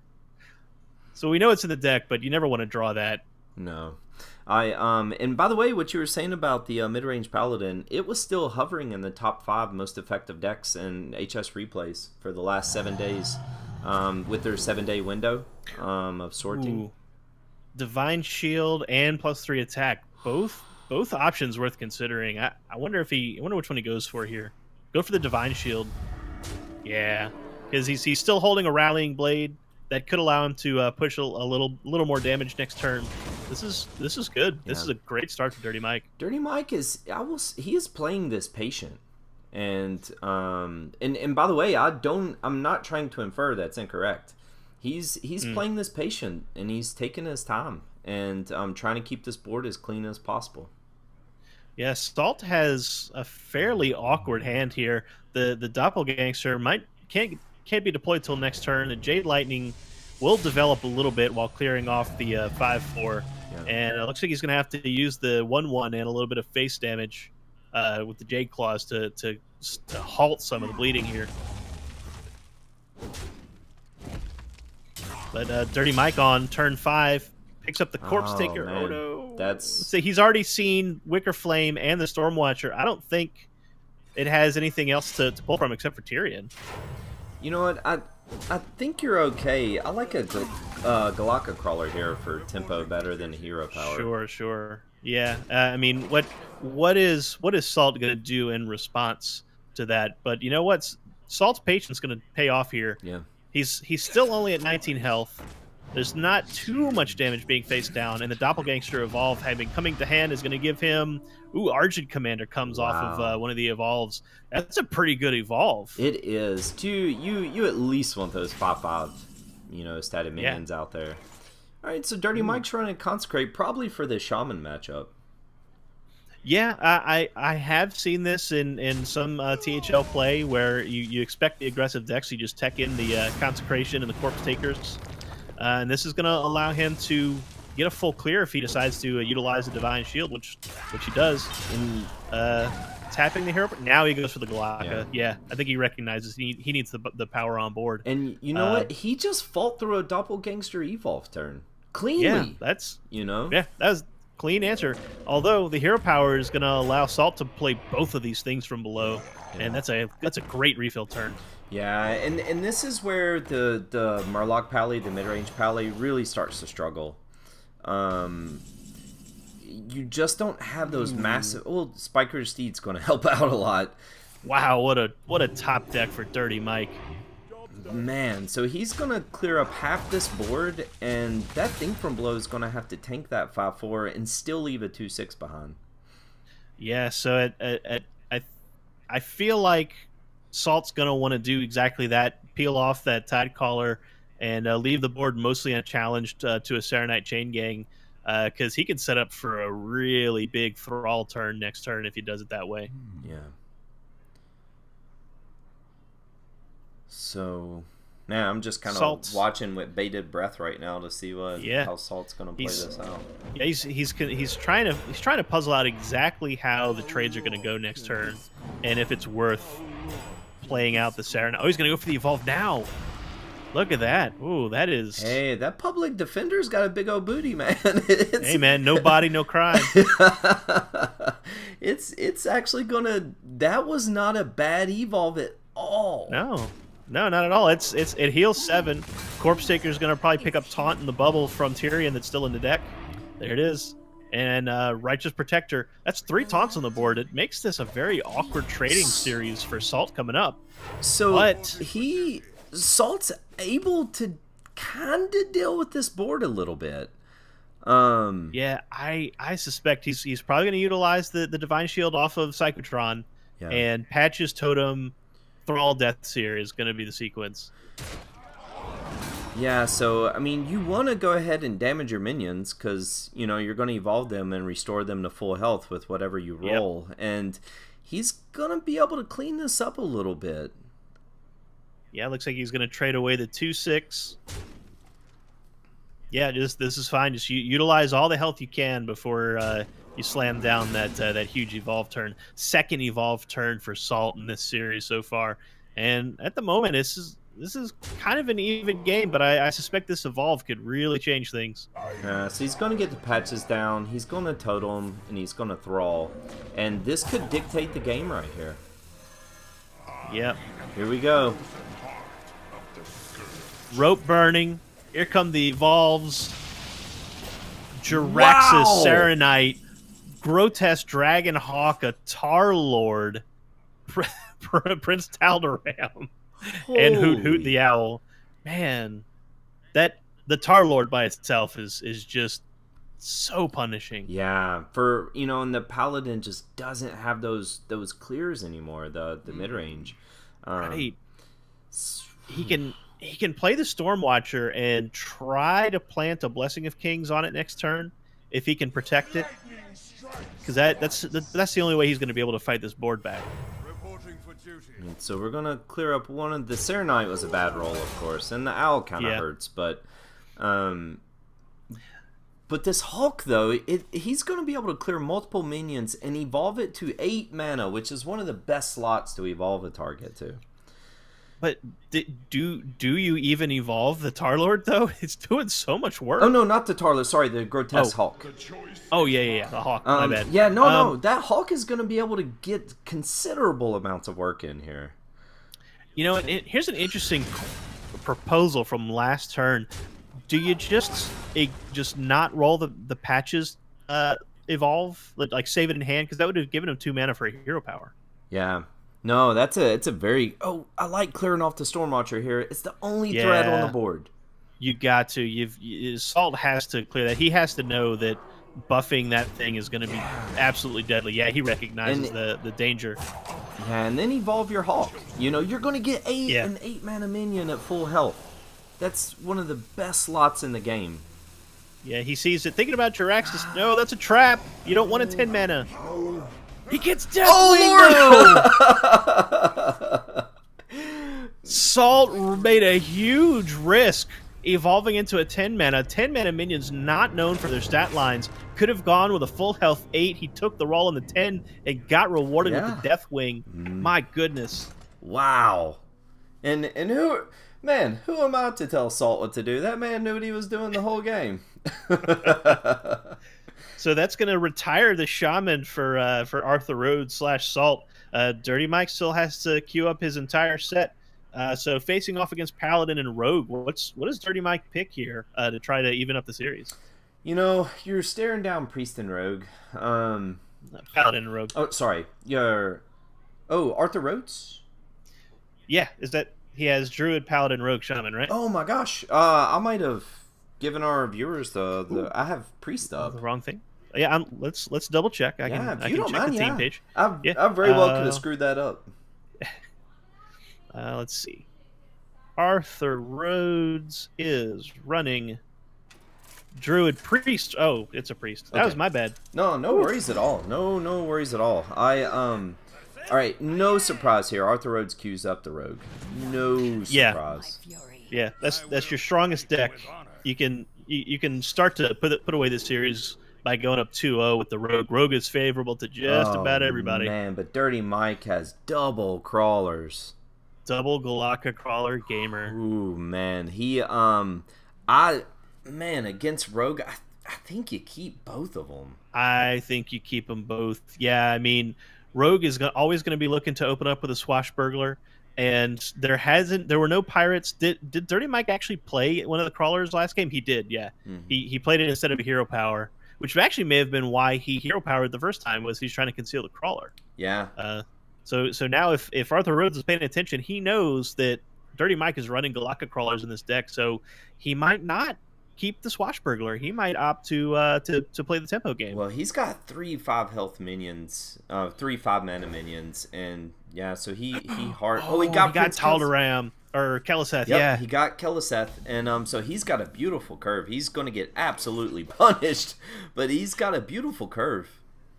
Yeah, that's. I think you coin out the Keliseth here 100%. Love it. And I'm sure he would have wanted a Shadow Step to go with it, but this is good enough. Yeah. And so we're definitely going to see the Hydrologist come down here. Yep, and Megasaur's going to want probably at least one more Murloc to go with it. Dirty Mike, though, if he can hold on to those crawlers and get rewarded from holding them in the mulligan, it's going to be a big tempo swing, which he might need to overcome this Keliseth disadvantage. Yeah, so not good options now. In the Paladin matchup, I use my Coldbloods a little freely, typically. And yeah. I'm never afraid to just kind of get the 4 damage in when you can. But against Paladin, though, sometimes you got to fight through, some of those larger statted minions. Especially like a Steed or such. So look at the recognition by Salt, trading away the patches to prevent the crawler from punishing it, and like you said, liberally applying that Cold Blood for 4 immediate damage. Yeah, and so the crawler is going to come down and get its value here, and that Noble Sack is going to be incredibly valuable. But Salt does have the dagger available if he wants to go ahead and use it to test the trap. Which, I mean, I think if you're trying to protect a 6/2 from the potential of a defender, like, I think you do it. Yeah. And I think you forgo the 3 drop. Just use the dagger to poke the trap. Man, hard decision facing Salt this turn. Yeah, it's a question of risk, right? Like, because if it's not defender and you use the dagger to test, then the 3/4 gets the trade. Oh man, that desperate. I'm trying to think of how he could use this. Oh no! And he went ahead. He went for it. Yeah, I was trying to think of how you can make the 4 mana, the turn 4 a little less clunky if you were to dagger there, but the Tar Creeper is still going to offer protection against that Galaka, but you're not too worried about your face this matchup. But clearing the minions can always be great, of course. Yeah, this turned a little awkward for Dirty Mike. Hadn't had an opportunity to develop any of his Murlocs, so yeah, he just goes for the Gentle Megasaur as a just a 5/4 body, which is fine. It'll allow him to threaten the Tar Creeper. Salt picking up Leroy Jenkins off the top. And this is a healthy Leroy. He's been going to the gym. He's a 7'3". Yeah, that is a golden Leroy Jenkins. So you know where Salt's priorities are as a player. So yeah, so Shaku's going to come down here Yeah. to offer some a little bit of board control, a little bit of card draw. And Dirty Mike last turn did not, sack the crawler. There was no reason to. Oh no, not at all. Chose not to push the crawler. Right, just he played the Megasaur to cleanly challenge the Tar Creeper, which is fine. Allows him to maintain board control, and he has the option now to develop those Murlocs, and he can go War Leader, Rockpool Hunter, and have a pretty nice board setup. Yeah, and Rogue, where this deck can get punished is it doesn't have wide removal. So it's got very targeted removal, but Salt has no activators in hand.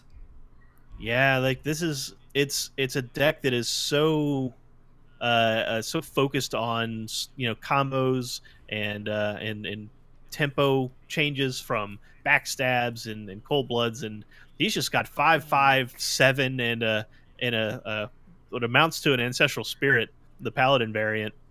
Just doesn't really do him a whole lot of good in this matchup. Yeah, this is a really clunky hand for Salt. Yeah, and so I'm mad. I mean, you've got to do what you can to get some of this damage. I mean, he's staring down 16 damage. Ooh, my goodness. So we're going to see Shaku here. Yeah, he's going to draw. Oh, that Rallying Blade is useful. Useful. Yeah, the health total's high enough that he can use a little health to trade. But then what does he do if he develops the weapon? He's got 2 mana. Then what? Oh my gosh, yeah, he has nothing on the board. Yeah, I think he just goes for the 6/6, which 5 mana 6/6 seems fine. Yeah. If he had used Desperate Stand on Shaku, would it have regened with Stealth? Stealth? I think so. Interesting. Don't quote me on that, but I think it would. Interesting.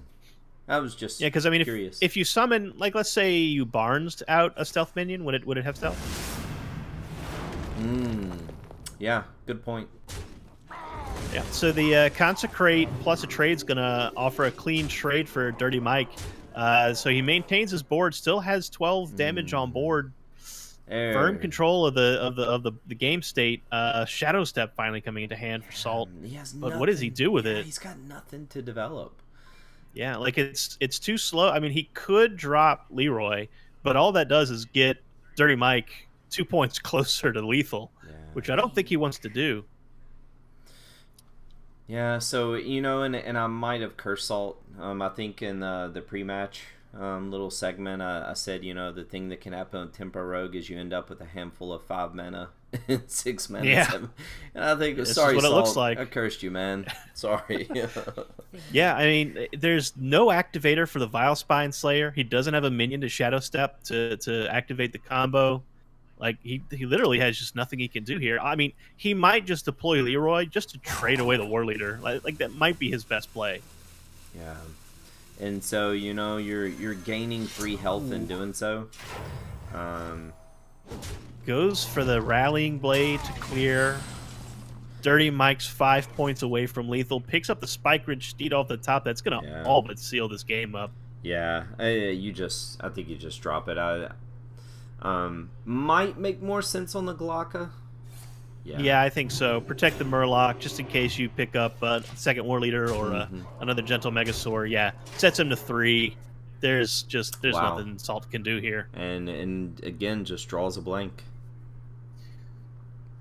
And that's oops, messed up my own notes. That's going to give Dirty Mike the win. It's going to equalize the series here. It's going to be 1-up, and that's going to retire the Paladin for Dirty Mike. So that leaves Dirty Mike with the Druid and the Shaman, and Arthur Rhodes with the Priest and the Rogue still.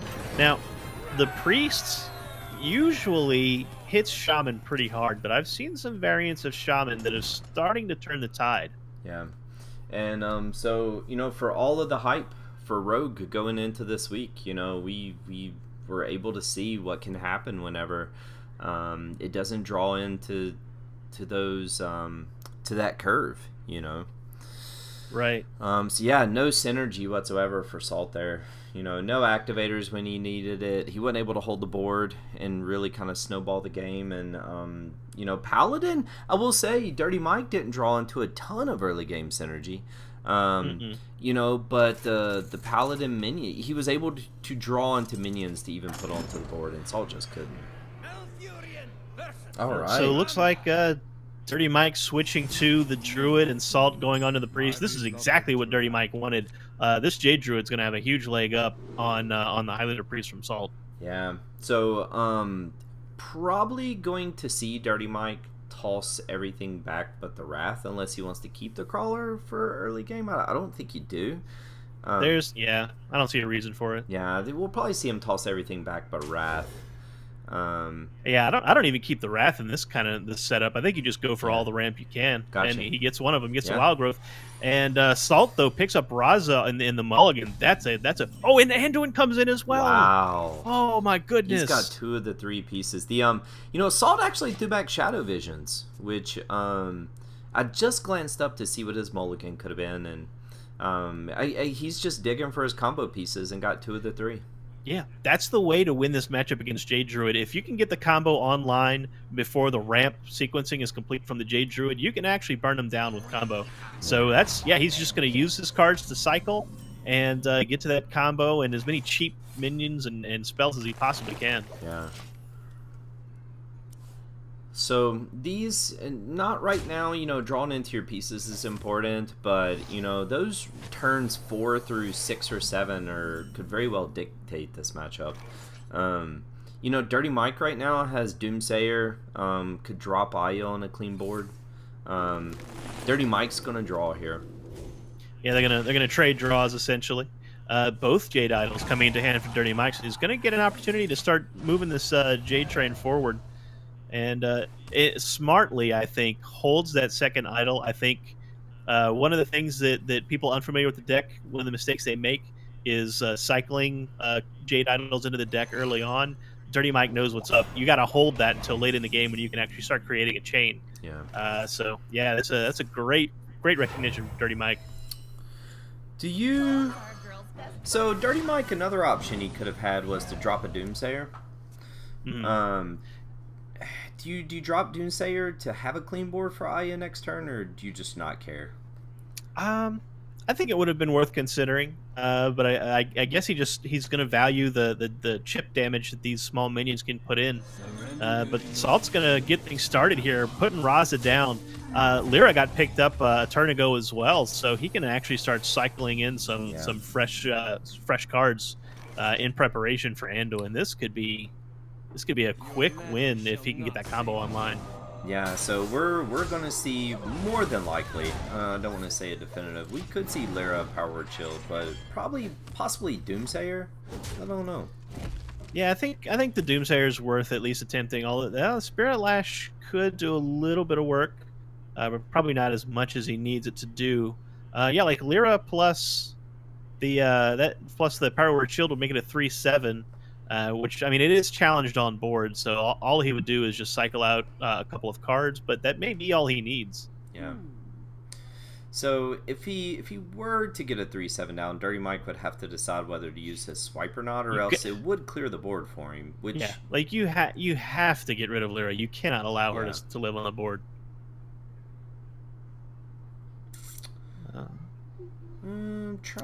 Eyeballing the trade here. What's he? Well, he's going to Holy Nova. Okay. Clears the board a little bit. He can Lyra next turn. Like he just wants to make sure he has a safe path into Anduin on 8, which I think is the right thing to do. And I like killing the Tar Creeper there. Yeah, that allows him to preserve it as trade material for the 4/1. But Malfurion the Pestilent comes off the top for Dirty Mike. He's going to start getting his own Death Knight rolling right away here. Him picking 2 poisonous would be really interesting. Yeah, I rarely see it happen, but I think sometimes it is the right play. Yeah, because you saw Holy Nova get used. Right. So dropping down to 1/2 poisonous would have been a pretty interesting move there. Yeah, like it forces Salt to play AoE instead of something like a Lyra turn here, which I assume we're about to see. Because yeah, if he gets a couple more cheap spells going into the Anduin turn, this game's gonna get turned. Yeah. The so we do see some pieces coming together for him. The pint-sized potion. He's got Spirit Lash. Spirit Lash feels a little weak, but yeah, I guess the Doomsayer also offers a clear board for Anduin, so I guess this is okay. I think I'm with you. I think I would have liked to have seen Lyra there to try to cycle in some more cheap cards. Yeah.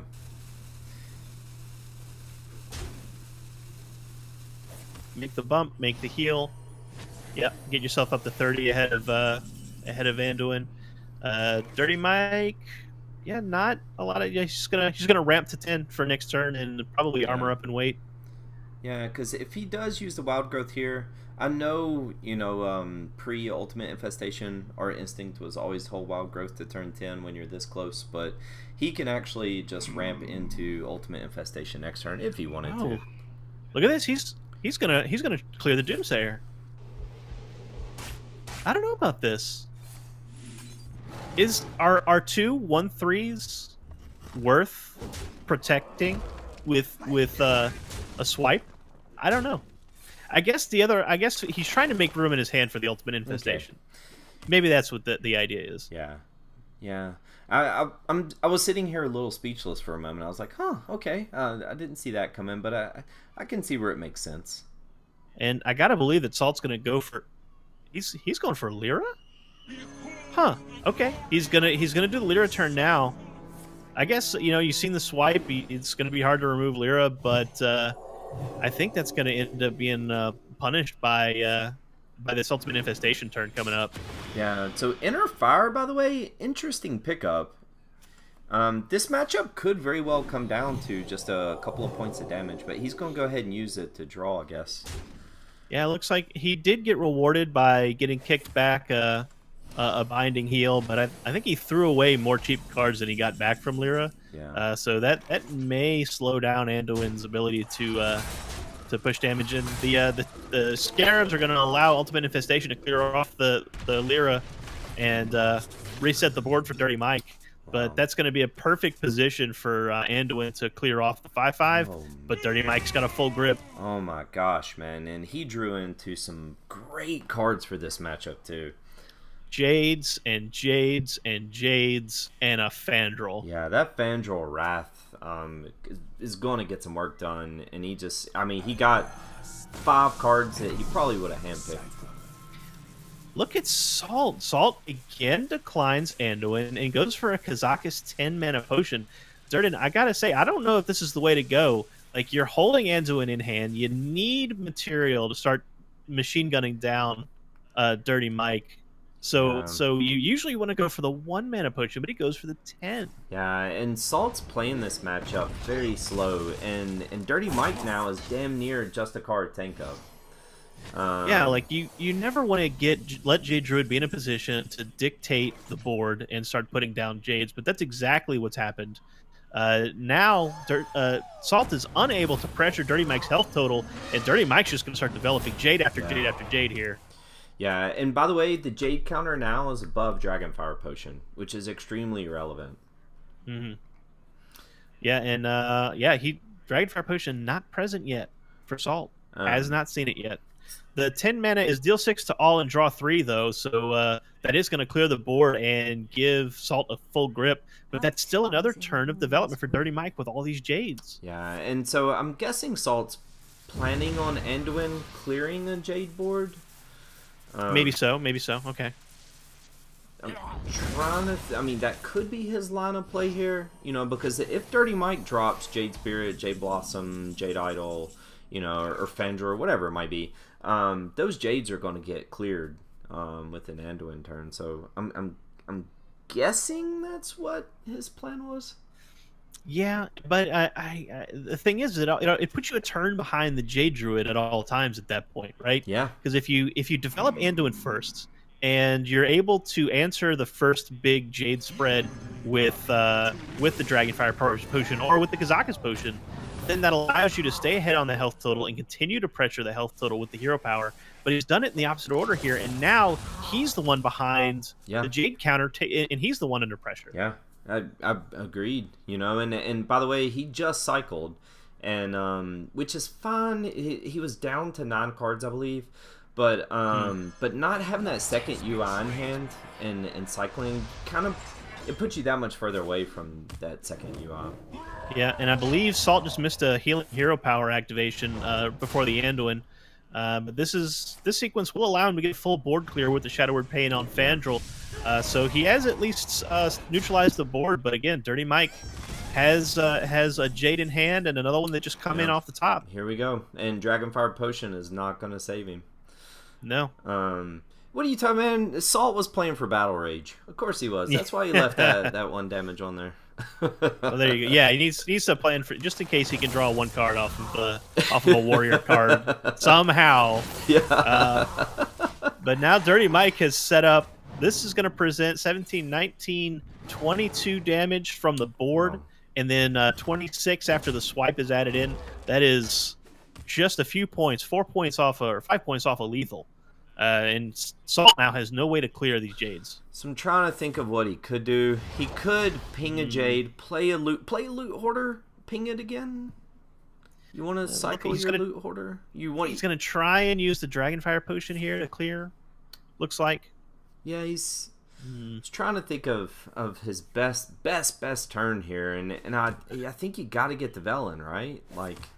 Yeah. That's his only out now. He did pick up a Mind Blast though, so if he can get Velen, he might be able to do it. Man, I would have liked to have seen him drop the loot hoarder. Oh, he's before the Dragonfire. It's coming in. Yeah. Well, before the Dragonfire, to get the draw. Yeah, to get the draw. But right. I mean, I guess we're splitting hairs at that point.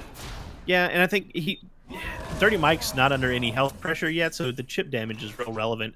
Jade Idol comes into hand though for Dirty Mike, and the Wrath. Yeah, he's about to throw away the loot hoarder, so yeah, he needs to draw off that Wrath first. If he hits that second UI here, it's probably over. Jade Behemoth is still great. That's man.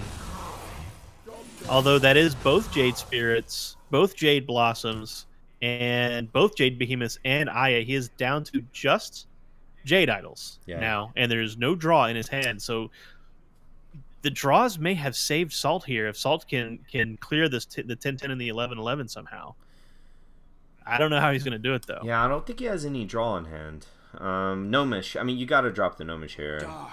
Yeah, you have to cycle. You have to get to some kind of in-game position that he's not yet in. Yeah, so Ooze is just irrelevant. It's just a hero power activator. Binding Heals might be able to buy him a turn. Radiant Elemental will come into a combo situation if he can get to Velen, but he's got to find it first. Yeah, so I don't know about that. Yeah. That could get wasted here on the Hero Pact. He could have used the Gluttonous Ooze for the same purpose. Acolyte coming down. I think you're right, man. I think the Gnomish is what he needed to do. Yeah. Oh, he's gonna play it. He's gonna play it anyway. But putting that, there's Velen coming into the hand. Ooh, man, he could not have come a turn later. So now it's if Dirty Mike clearing this Radiant Elemental is gonna be massive. Yeah, but let's how much damage can Salt produce? He can go 2 Velen, 6 Mind Blast to 16, Hero Power to 20, and Binding Heal to 24. He's got 28. So he can do. Yeah, he's got. Yeah, so Dirty Mike actually does have to respect the board here. Yeah, which is funny. You feel like 33 is enough, right? Well, if he drakes and tanks up here, he can put Salt on a clock and just say you got it or you don't. But he would have to Drake tank up.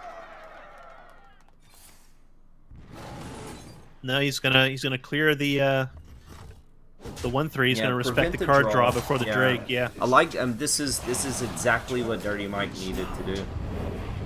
Yeah, but the Radiant Elemental lived, which means does Salt have 32? I think he's just shy. I think he's shy. He's got 2, 4, 14, 20. I think he's got 28. Yeah, look at he doesn't see it, so he's clearing clearing the board. Can he clear the board though? No. Can he clear the 11-9? No, I don't think he can. And I think he realizes that he does not have any way to clear everything. He's going to die unless he he can healing potion, which might, let's see, that would put him to 24. So is he now? And Dirty Mike's only showing 19. Dirty Mike's showing 22. Oh, the healing doubled from Velen. That's right. Oh no, he might have used the binding heal to He's going to heal and draw a card, knowing that he can't clear the 11-11. Okay.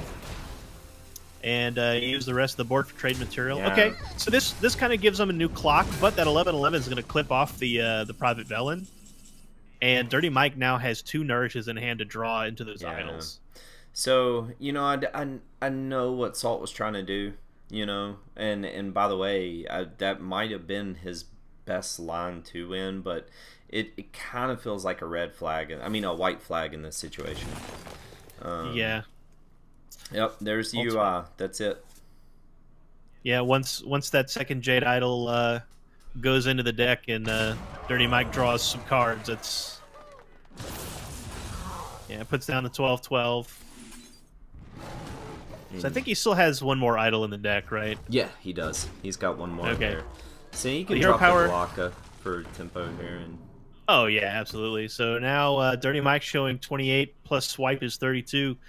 Salt, again, has to clear. Look at this. He has both Mind Blast now. If he would have protected that Velen, then he had lethal here. Yeah, if he had pushed Dirty Mike to 4, he would have won. He would have had lethal this turn. Yep. So that just goes to show you, sometimes you have to kind of split it. Some people think of the game as all defense or all offense, and sometimes it's it's a little bit of both. Yeah. If you can just keep yourself alive just long enough to deliver lethal. And with that greater healing potion and Velen on board, he would have healed up beyond the board damage. Yeah, and I think he realized what he had done, because he could have used the binding heal for 10 healing, as opposed to the greater healing potion ended up healing for 24, much of which was wasted. Yeah. But he's just going to do as much damage as he can here. You know what, though? He actually is making some progress, but I mean, it's not going to be enough. But yeah, UI is going to come down this turn, and that.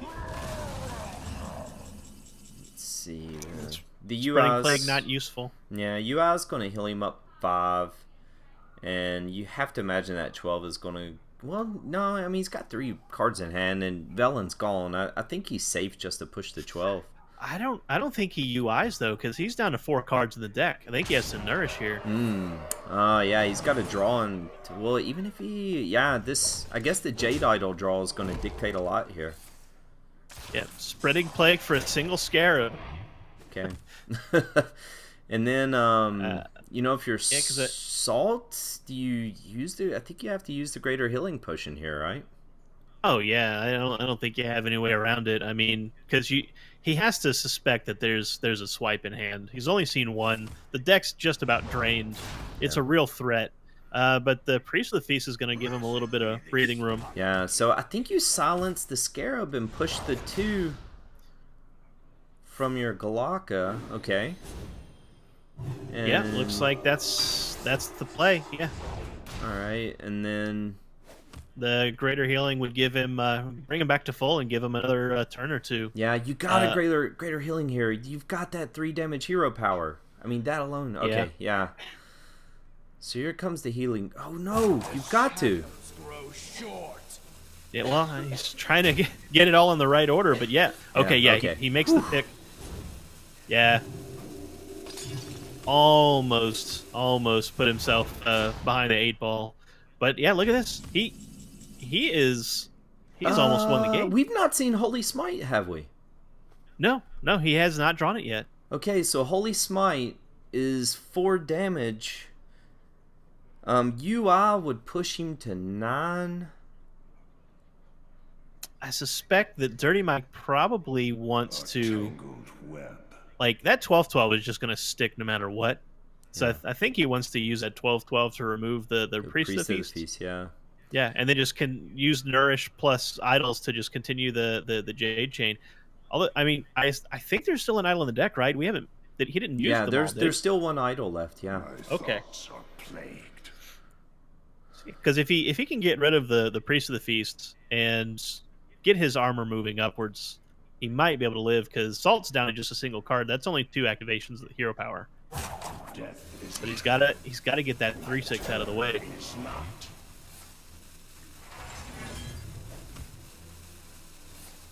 Yeah, he's gonna do a full clear and protect the board state. I think that's the smart thing to do. Almost out of cards. Salt's down to just a single card. but that is that it? If he hits Holy Smite, that's it, right? 4. Yeah, you're right. That's the last card in the deck. That's gonna be lethal. That's Holy Smite, right?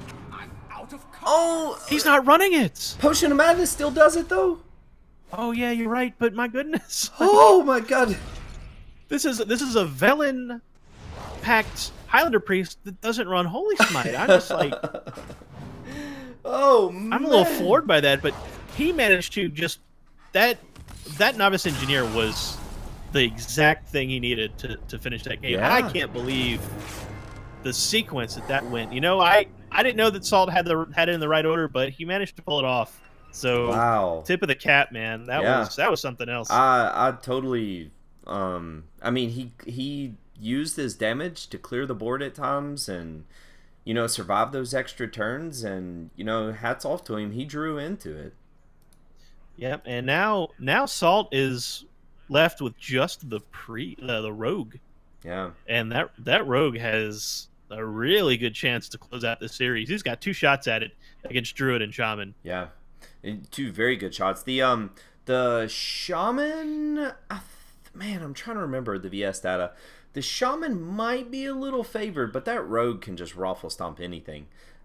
We do know the Rogue is favored against the Druid a little bit, not as much as public perception probably is, but it's definitely favored against the Druid. This could get interesting. Yeah, there is a bit of a trap though. This is basically a new meta, and new decks tend to spike high. Yeah. On the matchup matrix, just because people haven't learned how to play against them yet. Yeah, and so very relevant. There's the Crawler. He's running 2 of them in this deck. So the Tempo Rogue on the Vicious Syndicate chart is weak to only Aggro Druid. Oh, there you go. Okay. All right. So yeah, it's very, very slightly weak to Rizakis, the Highlander Priest, but only by like 2 percentage points. Everything else is green across the board. Man, this Galaka Crawler, Golden, is going to get fed. Man, eat up, my friend. Clap, clap, give him the clamps. 3-4 on the board for Dirty Mike. That's a great tempo swing. And Salt does not have a great answer. Anything he puts on the board here is just going to get bumped into by that 3-4 body. Oh, man. We're going to see some RNG this game. He got a Tortola and Forager off that Swashbuckler. Oh man, Dirtleberries are my favorite. I want to see that get played, because you can get some crazy stuff off of that. Oh my gosh! Could we see a Deathwing? I can't tell you. I have multiple times. I used to run the Forager in Aggro Druid when Girl first came out. Mm-hmm. I can't tell you how many times I got a random beast, or I would get. I forget the exact sequence, but the Forager would give me the 5/3 that pulls out a big minion from your hand when it dies. Anaconda, and yeah. I would have and I would have Tyrantus from like another random effect. Like, it happened a lot. Yeah. So look at this. The Tar Creeper going to do quite a bit of duty against that Shaku and protect the board. I've not seen the Vicious Fledglings since like very early Tempo Rogue. They've been cut from most lists, so but. Well, I guess Dirty Mike would have rats. I was going to say, you typically don't see a lot of hard removal from the Druid, but Wrath can very much deal with these Fledglings. So War Golem being seen in 2017, Durden. That's one we haven't seen in a long time. Yeah. That and that healing touch probably not going to have any effect in this game. That might have been a whiff on that Swashburgle. Yeah, I mean, I'm healing up a buffed Bone Mare minion. Yeah, it's not gonna see much.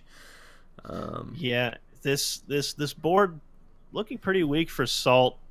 Dirty Mike's going to just be able to maintain control of it with some simple trading here. Jade Adel probably going to get deployed here to get him up to a 3-3. Yeah, this is a great board for Dirty Mike. Yeah. The Jade Druid not used to having an early board like this. Yeah, and I like Dirty Mike here saying Cycle's not gonna win me this game. Like shuffling Jades is not gonna win. Like I need to contest the board. And yeah, absolutely. It's great play on his part. Yes, the silence effect is going to get a little... Oh, he stole Malfurion! Oh. Wow. Oh. And these two UIs with no ramp feel awful right now. Yeah. Oh, my goodness. I mean, Dirty Mike still has a tentative grip on the board, but Salt is actually not looking too bad once he gets past turn 7. Like, if he can deploy Malfurion, get a little stuff on board, get a new hero power, that's pretty good. I kind of like dropping Spellbreaker here. Like, you want to hold the board and prevent Snowball, you know? Like, well, he elects not to. I like getting the 4-3 body down, but, I mean, I guess I could see both sides of the argument. Yeah, I think, I mean, this is, I mean, it's Keleseth, it's Prince Rogue, but it is essentially a Tempo Rogue. Mm-hmm. And they're going to steal the board from you at some point. And you got to be able to present a bigger board than, 3-6 in stats. Like, that's just not enough, I don't think. All right, so, yeah. Oh, the Nourish. Yeah, Nourish is a big pickup here. Yeah, this is going to put him at Ultimate Infestation next turn. Yeah. That's exactly what he needed to turn this hand around. So once again, he's presented with, do you drop the Spellbreaker for stats? You got UI next turn, you know? Yeah, and he's going to go for it now. He trades away, gets control of the board with 2 minions, and UI is going to give him both a board clear and a refill in the hand. Oof. Guys, but remember, Salt has War Golem next turn. That's right. Watch out. War Golem 2017 is making a comeback. Absolutely.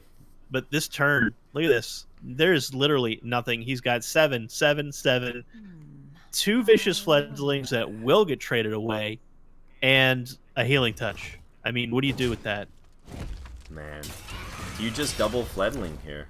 I think so. I think you tell Dirty Mike you can only clear one of these. Yeah. Take your pick.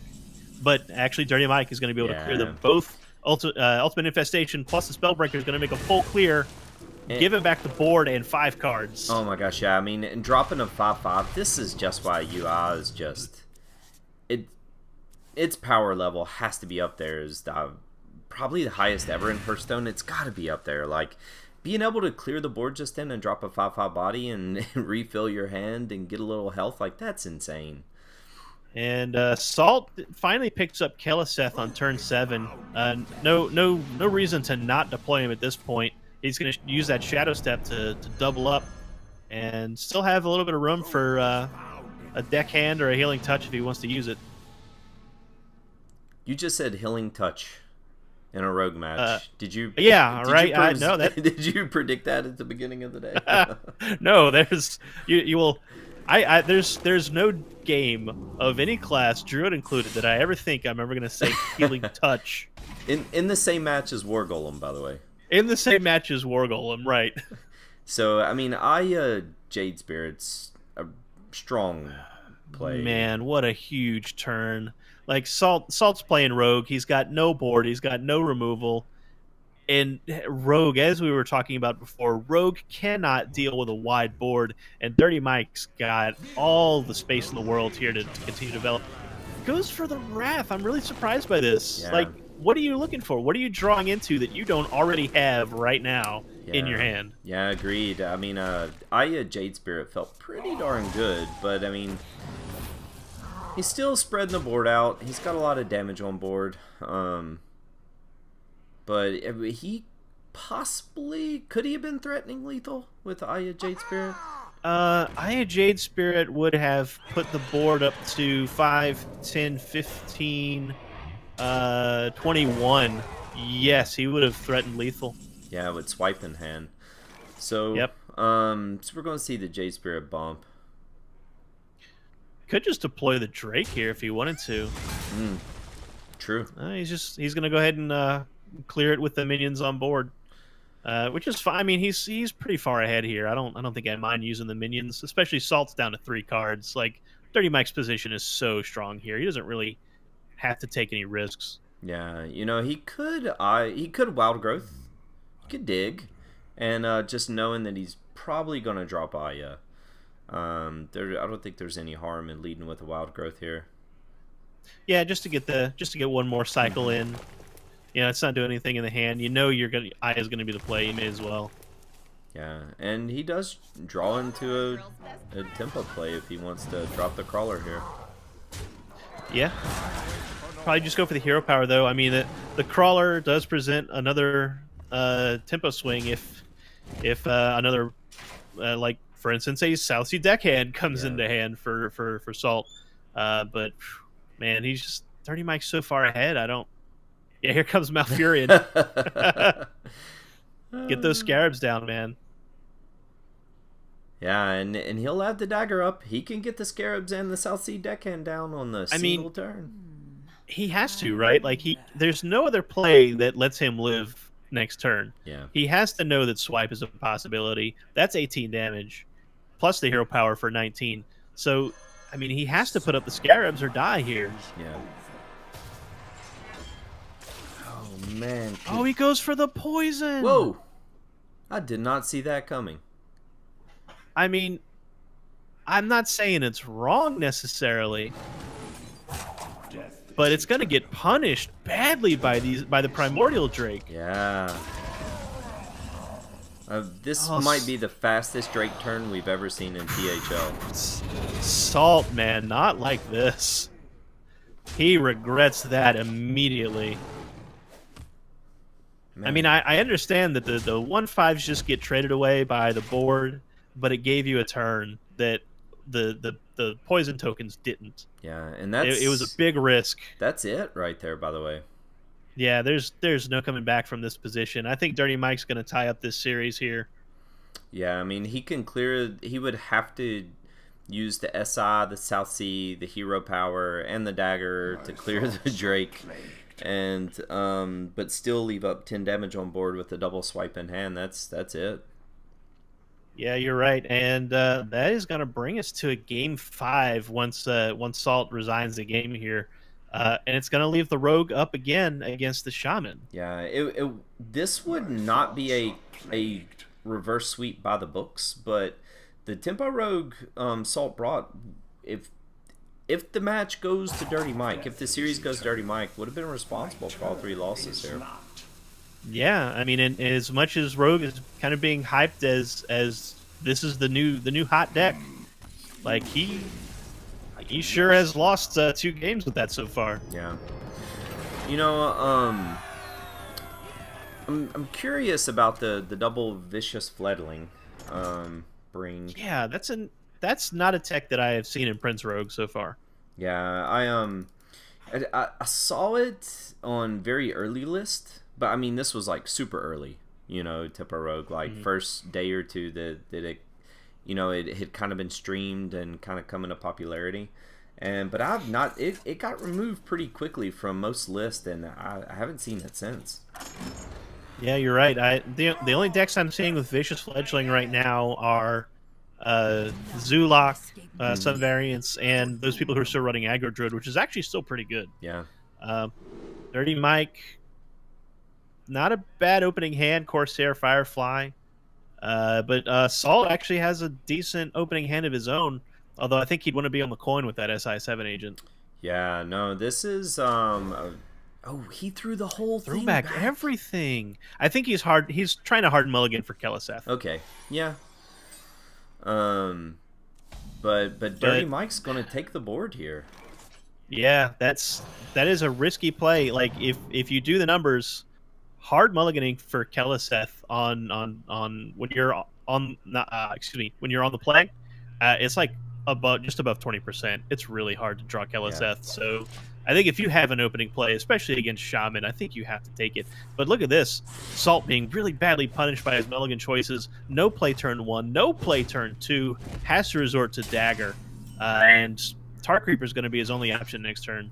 Wow, yeah. And Corsair's going to come down here and cleans off the Dagger pretty easily. Flame Elemental perhaps is the follow-up. Yep. And he's gonna evolve it. Dirty Mike going all in on this. And that is look at Pyros. Wow, and the second time tonight the Shadow Ascendant showed up, which is huge here. He's got to backstab the Shadow Ascendant. Oh, Dirty Mike with a very risky evolve. That was a bunch of ones. He could have very easily gotten into a Doomsayer. Better odds than pulling Keleseth, I think, on turn 1 on a hard mulligan. Evolving 4 1-drops, but he gets rewarded Pyros. And he leaves the Shadow Ascendant up. Man, that felt like very, very much a backstab target. Yeah, that's such an easy sequence, too, for Dirty Mike. You trade in the Pyros, get the 6/6, leave up the Shadow Ascendant. Now the Totem can attack, and Dirty Mike's got double Bloodlust all of a sudden. Man.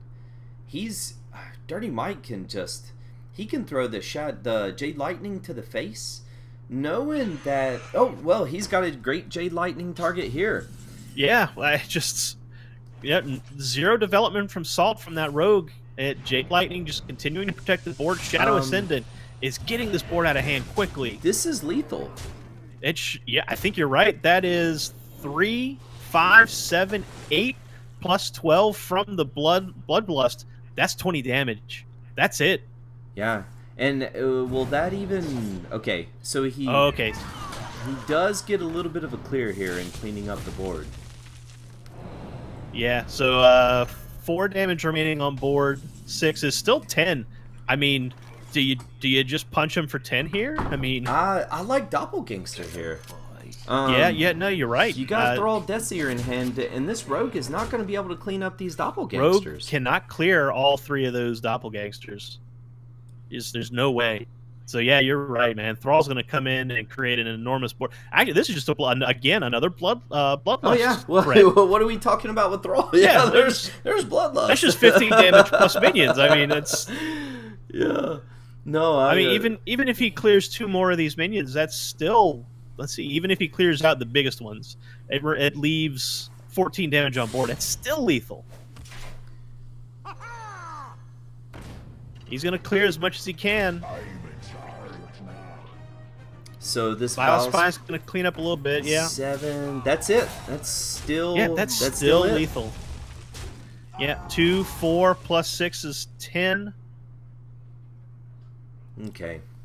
Miscounted a smidge there, but he's... That's right. I mean, it's still... he has to Shadow Step that Vile Spine again.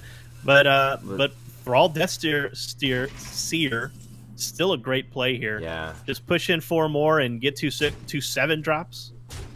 Great turn. And both Shadow Steps are gone now, so you're not going to see... Unless he top decks the second Vile Spin, you're not going to see any shenanigans. Whoa. That's a good evolve. That's a really good evolve. He can Vile Spine one of them, and this time for sure, is lethal. You know what? If we were like Twitch chat, not ours, but like Dog's Twitch chat, and just said every turn miss lethal, we would be right some of the time. Something. I mean, a broken clock is right twice a day. Exactly. Look at this, Dirty Mike punishing Salt's choices in the mulligan. Gets a great start, great evolves. Not exactly a clean sweep, but a reverse sweep, but man, that sure feels like one.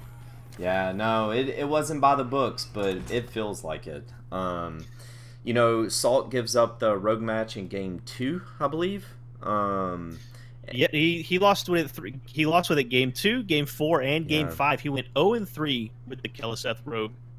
Man, yeah, that's So yeah, we saw 2, one by the books and one not by the books, reverse sweeps tonight. Dirty Mike stays undefeated. He is 5-0 on the season. Unreal. Pushed harder tonight than he probably has been all season by Salt. THL old school vet coming in and damn near getting it done. But in the end, Dirty Mike 5-0, leading Dirty Mike and the boys. They're one of the top 3 teams in the league right now. Yeah, Druid showing that the innervate nerf didn't really slow it down too much, and Rogue showing that it's not the unbeatable deck that some people think it is. It's definitely showing some flaws in the armor there in that series. Yeah, we we had an unrelated conversation that was somewhat related to this topic in board Monday night in the public session. We were talking about deck select EU and the impact it would have on THL, and what we kind of came to is that THL has its own little pocket meta in the universe. And often what is extremely dominant outside of THL, even in Conquest meta in general, just doesn't translate to THL. Know when your opponent's class is days ahead of time. Earlier tonight we were talking about there's a strategy in THL where you ban something, let one deck through, but you just hard prep for the other 2 decks. It's just a different meta here. And, at least tonight in this series, Rogue's dominance outside of THL just didn't translate. Yeah, and I think that speaks too to what we were talking about. Like, it's on ladder, it's a different story because you got a wide variety of decks, and a lot of people still don't know how to play against it. But if you have the time to prep, if you see Rogue in lineup in THL, you can almost guarantee this week it's going to be Keliseth Rogue. And Dirty Mike took advantage of that knowledge absolutely, and managed to put the Rogue away 3 times in the series to take the series 3-2. Yeah, no, it's there's a lot of patches out there right now. And there are some lineups that I've seen when I've been skimming, what classes people declared, where you can ban a 4th class and know that the other 3 are bringing patches. And you just double crawler all of your decks. And we saw tonight you can snowball that. Yeah. Yeah, putting down it's a totem golem without an overload, and it removes a minion. That's really good. Yeah. So it's man, good stuff tonight. It's it was fun to cast this. I know last week was kind of the first week post nerf, but things got a little more refined this week. But we see, THL's just different. Yeah, I think that the meta is it's still churning, but it is way healthier than it was. Druid not just overpowering everywhere. I think Rogue will settle down eventually, and I think we'll get some equilibrium both on ladder and in THL. Good stuff. Yeah. And just to review, our first match was Zeroshio versus Jing Buddha. Jing Buddha went up 2-0, but got the reverse sweep from Zeroshio to get the 4-2 win for the pod people. Good stuff tonight. In position, man. Come out of the control booth and let us know what you're thinking. If he's there, he may not be there. We'll send her. That's okay. Any deep thoughts this week? Any Jack Handy deep thoughts? I still believe that there's one true God, and he lives in this lake, and his name is Zorgo. My deep thought this week is that pirates aren't everything. I'm too tired and scatterbrained tonight to come up with something super clever. But I will say, as in THL, it doesn't. The rest of the Hearthstone universe just doesn't matter here. THL is its own pocket in the multiverse, and we saw tonight pirates just don't matter.